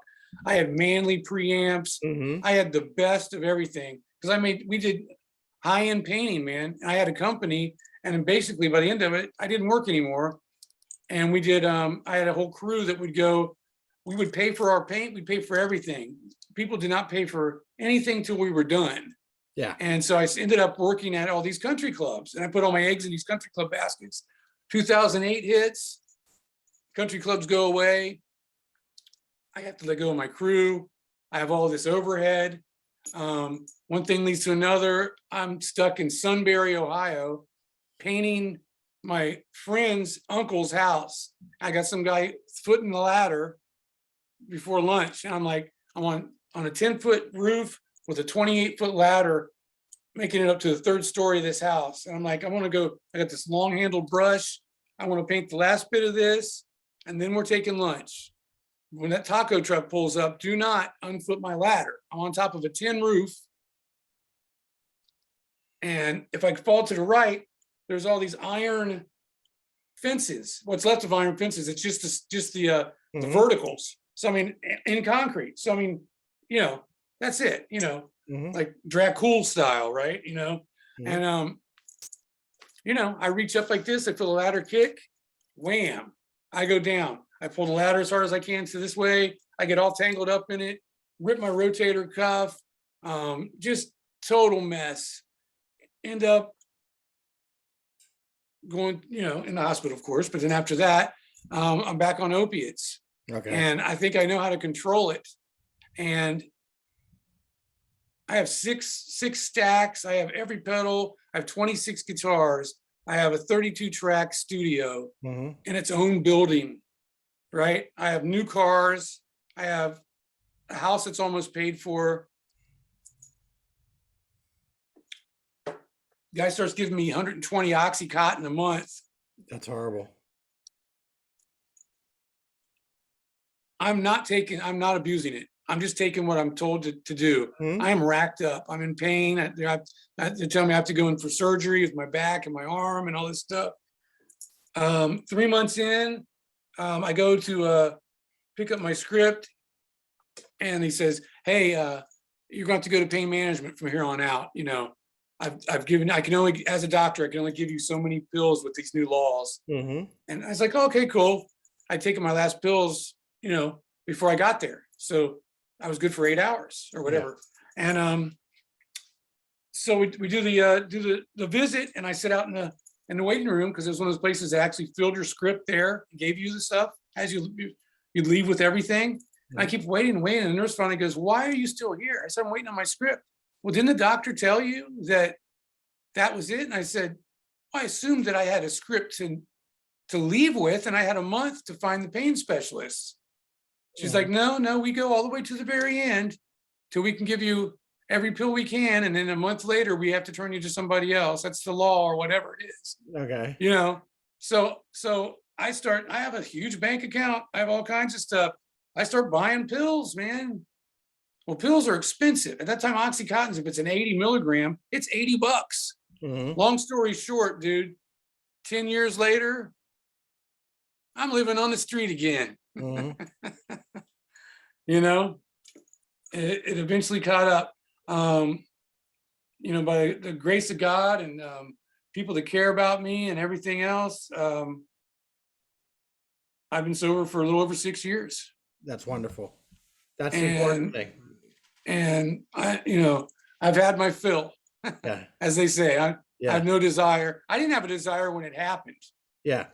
You know what I mean? It was just a situation. Since then, I've been hit by a car in front of the whiskey. I know this. You know what I took? You know what I took after that, going to the hospital? Nothing. I have it on video. Not Yeah. a damn thing. Yeah. Taking pain meds are for pansies. I've been going through all this dental work because of my freaking, you know, everyone that doesn't put proteins and proper things in their body for years at a time, their teeth fall apart. Yeah. And so I've lost all my teeth. Okay. Almost. I mean, I have, you know, a few left. Yeah. And I've had infections that have been hiding, all kinds of stuff. I feel better now than I have since I was like a teenager, man. That's wonderful. And playing the Mick Adams and the Stones. Let's talk about that. Okay, so Yeah. you're now the Keith Keef Richards guy in a Rolling Stones, international Rolling Stones kind of a tribute band. Absolute tribute band. That is yes. absolutely a different animal than what we've done before, and it's something I respect because I don't have your ability. I've never played in a tribute band ever in my life, but you know, 30 some odd years ago, I started playing 5-string telly just because I loved the way it sounded. Okay. You know, I mean, I was hanging out with Andy Johns, and he's like, "Oh, he just cuts that string off. He doesn't even have it on there." Yeah, yeah. Since then, I've had, you know, multiple tellies that, no kidding, have never had that one right over here. Never had a 5th string on it or a 6th string on it, the low E. Yeah. I just play that style. I just like it. You know, it's love it. It's actually in Zeppelin. You know, Jimmy Page uses it. There's all kinds of people use it. And of course, it's a massively used slide tuning. Yeah. You know, as well. But Keith is the only one that does the actual fingering and uses it for rhythm, for writing licks. For rhythm unless you guitar, have that tuning, it doesn't sound right. Yeah, for the rhythm guitar stuff, Keith is. Yeah. Rolling Stones. We were talking about country music. You can tell your was it your father-in-law? He says you like country music. Yeah. Okay.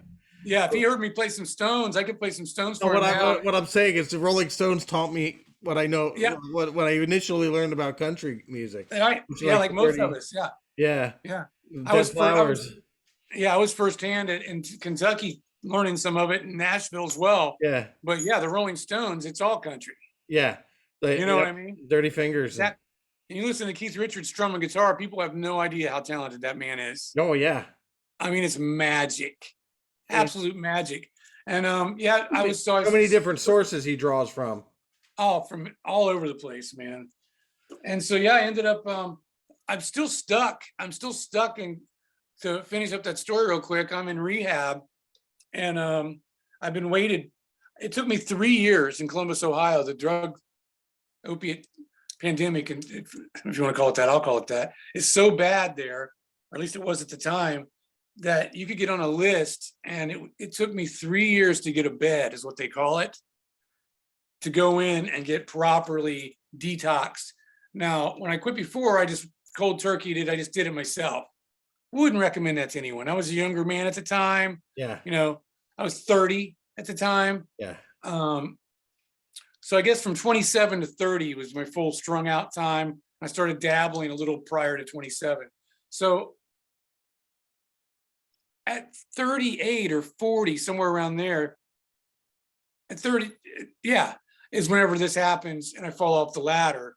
And 10 years later, I'm approaching my 50th birthday and I have to go out and scramble up some way just to make me feel normal.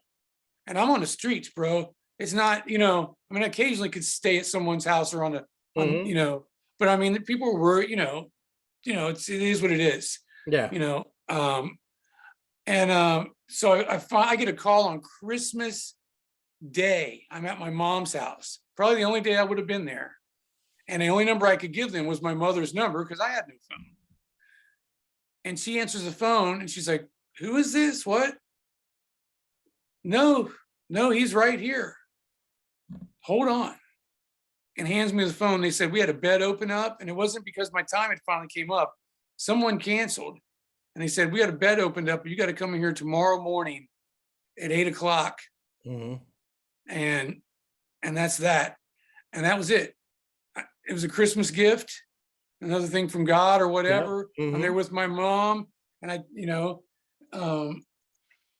at the time I was going through a kind of a bad marriage, which didn't help everything. Mhm. Um, and Basically, I never really went back home again because things at my home never changed. And I Okay. knew I had to change everything drastically, Yeah, changing your people, places, and things.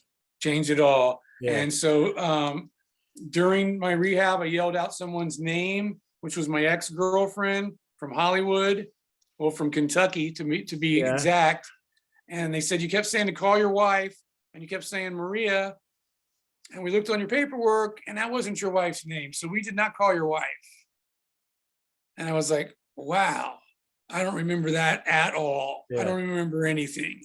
But it just kept ticking with me. And I did exactly what you're supposed to do. Wait a year before you contact anyone.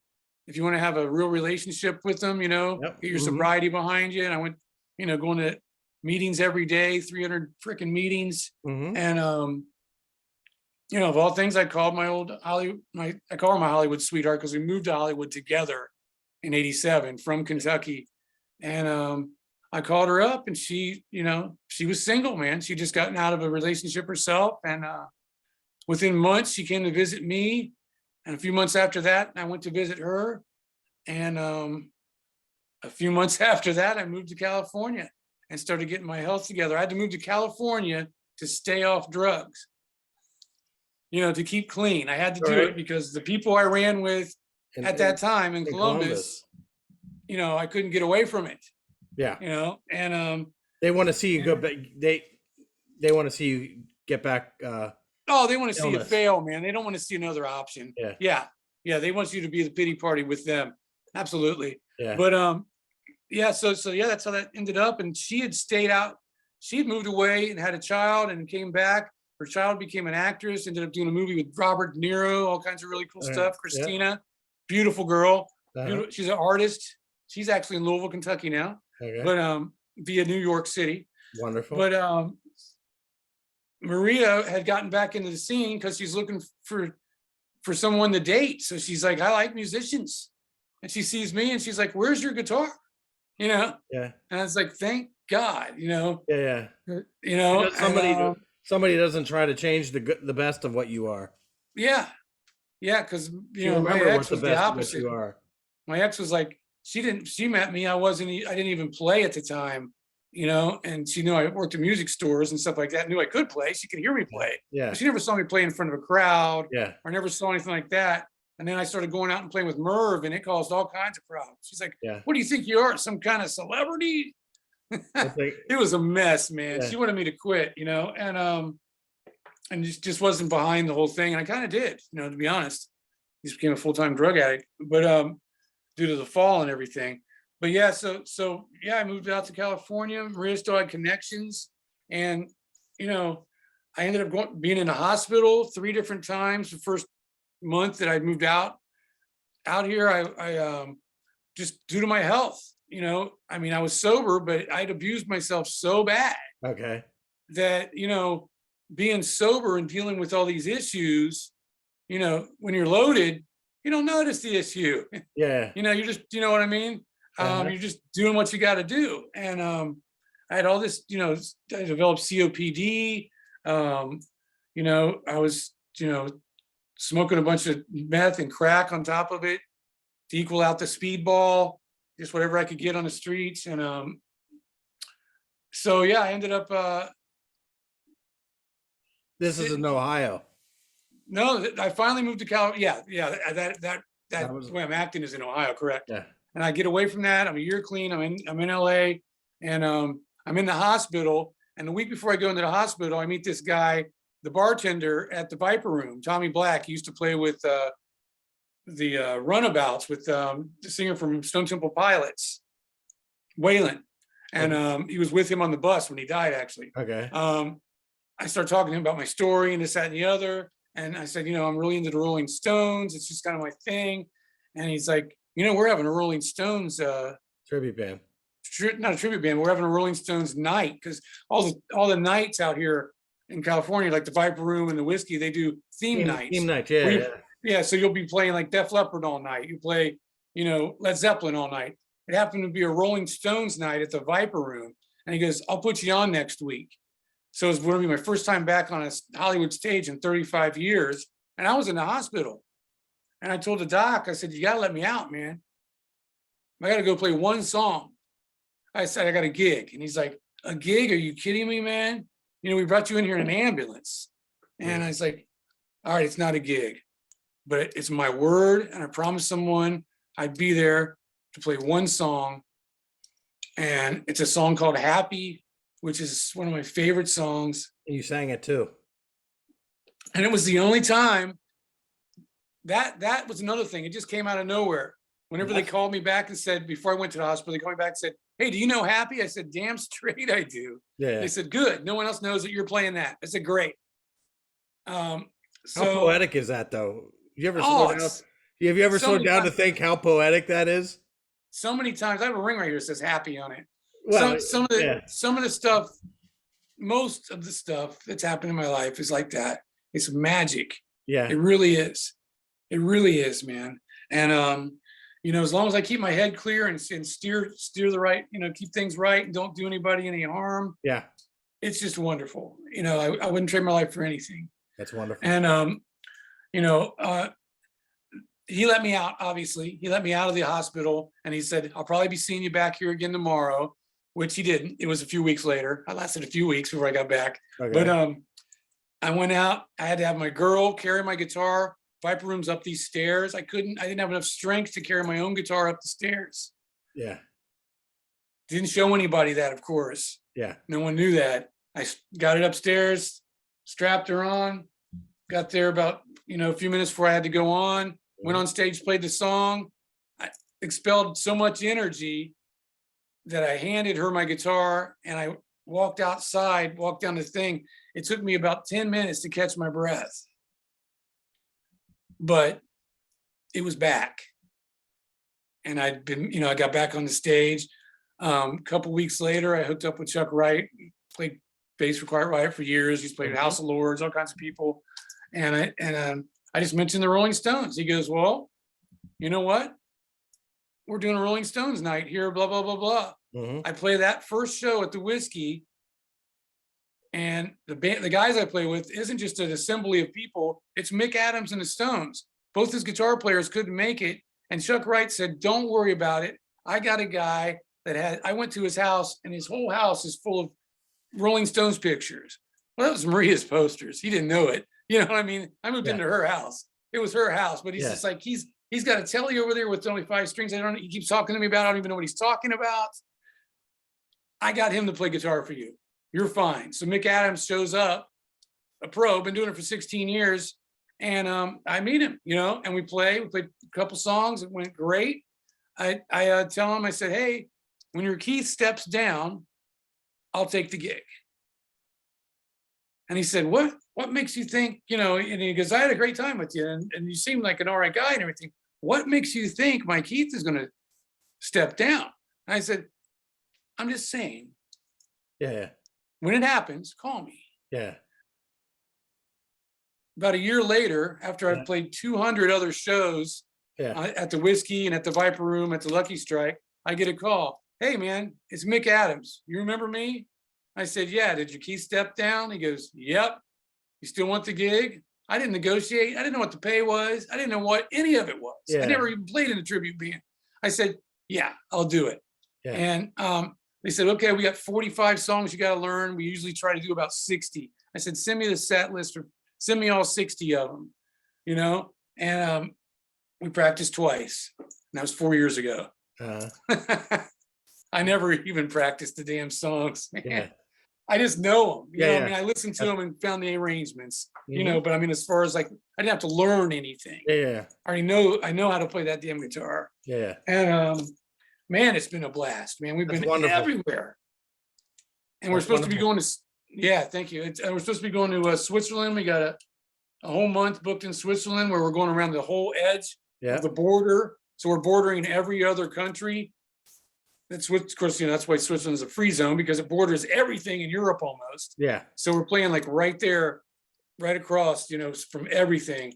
Hopefully that's going to go through. It's been shut down, it's been rescheduled twice now because of the pandemic, which Yeah. I'm not going to talk about. But since the pandemic, I've got a studio. I've got, you know, I'm just started selling amps now because I'm building my own. Mhm. Finally made I'm like, I'm done with it. I'm building tweeds for the Stones thing, and I got a JTM 45 over here, Mhm. my version of one Mhm. that I'll use for anything that's just rock, you know. Yeah.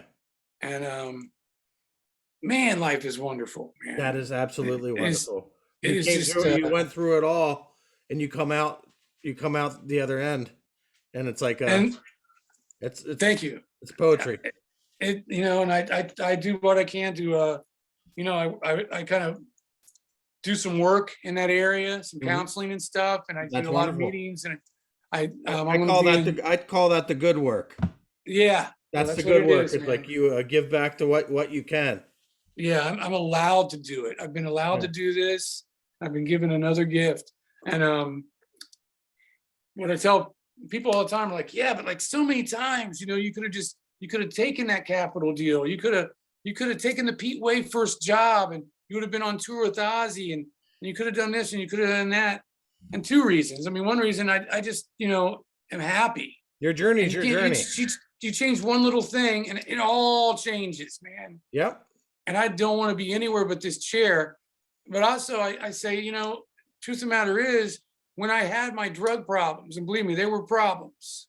I lost everything in my whole life. When I moved out here, I had a pair of jeans, I had some cowboy boots, and a t-shirt. I acquired a jacket at a swap meet.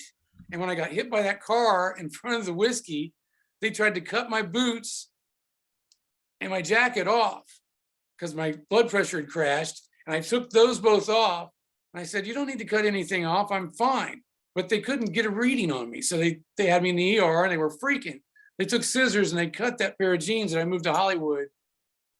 They cut them off. They cut them in pieces. I still have them.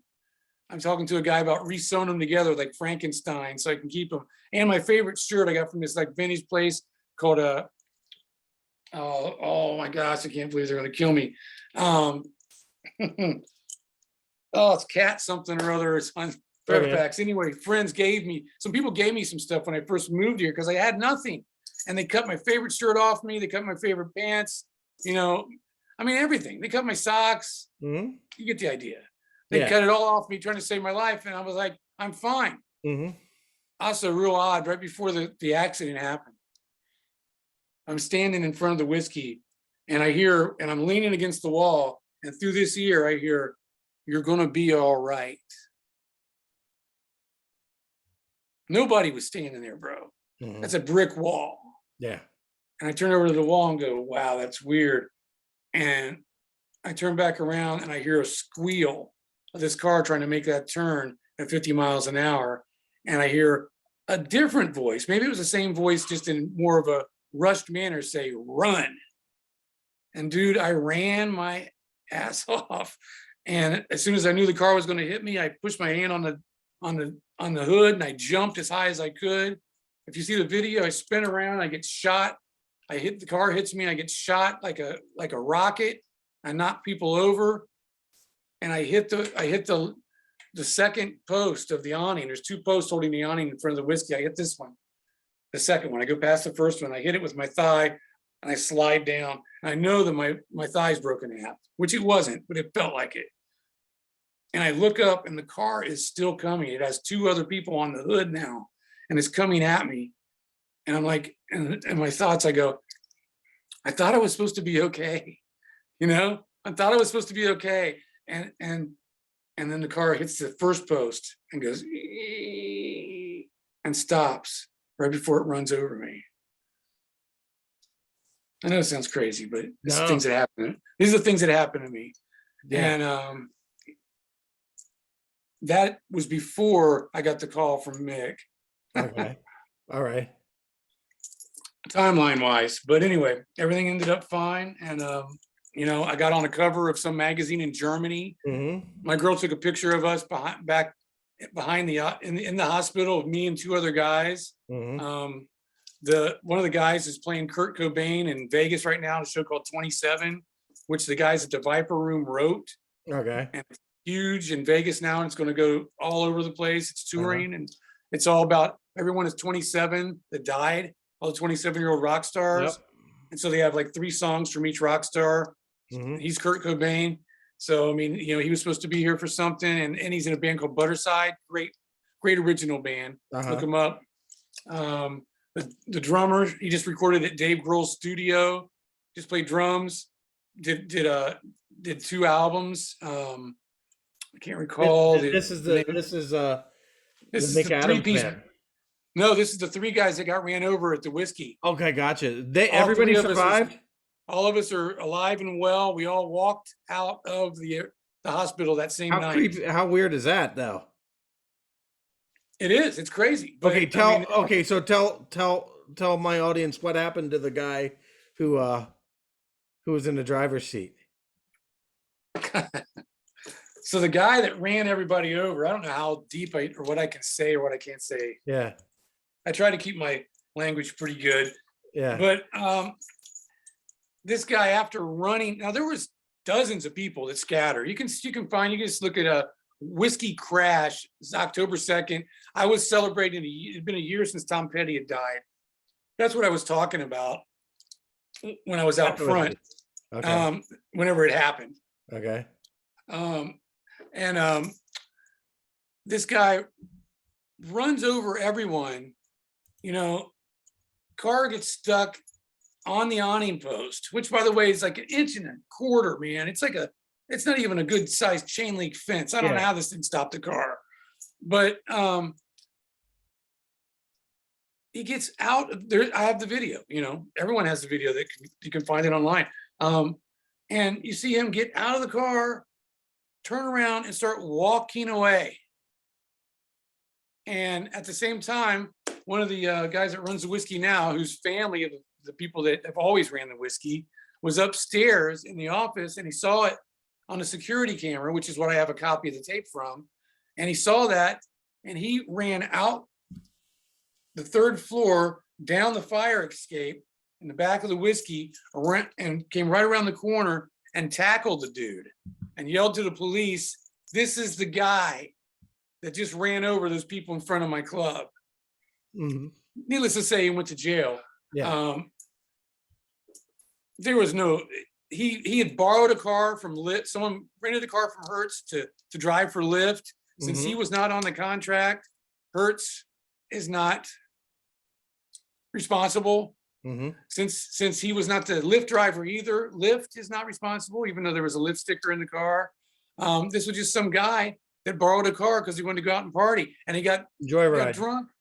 And he got drunk one place, and he was driving to the Rainbow before trying to make last call, and didn't make the turn and ran us over. All right. Yeah, I don't say anything else. All right. Again, we got to wrap it up, but I want to thank you. This, I think, is probably the most telling of all the interviews I've ever given. Wow. So I want to thank you. That's amazing. I want to thank you, and I'd like to talk in the future too. Anytime. I don't think you're done. we could talk another. Alrighty. Best of luck to you and And Thank for you. everybody who's watching, he is now, you can see on YouTube, Mick Adams and the Stones. Okay, that is the band that you're, it's international Rolling Stones tribute like band. And I'm sure you're still writing. I'm creating Oh your yeah, own amplifiers. I You're doing have. Yeah, all kinds I've of, got 450 ideas right here yep, that I've been, noodling with. Every time I pick up a guitar, something comes out. I just that's got a brand wonderful. new. The muse I has just not got a. been, the muse has not, has never left. No, it's there, man. It is there, and I can't wait to write some songs for some people, man. I mean, Absolutely. Do it. I may go out and play in a blues band in some bars just to get my riff on. Yeah. I love the Albert You King and own a all that 6 string stuff. guitar? Yeah, Okay. It's yeah. I not got one just over 5 here. string? This one over here. This telly over here is tuned to open E, but it's 6 strings. Okay, okay. That's what Keith did before the open G. He did open Okay. E. Do Like, you do anything in standard anymore? yeah, actually, half our sets in standard. Keith Okay. still plays in standard. It's Okay. just the ones that have that sound. I You'll know them. Yeah. It's that sound, that whole brown sugar sound. Hmm. Start me up. Anytime you hear that sound, that's the ones. Yep. Yeah, that's an open tuning. Yep. Actually, Jumpin' Jack Flash is open E. People don't realize that's an open tuning too. Yeah. Most of the stuff from that era, is when it started, and that's whenever Andy John started working with them. So I have outrageous insider information.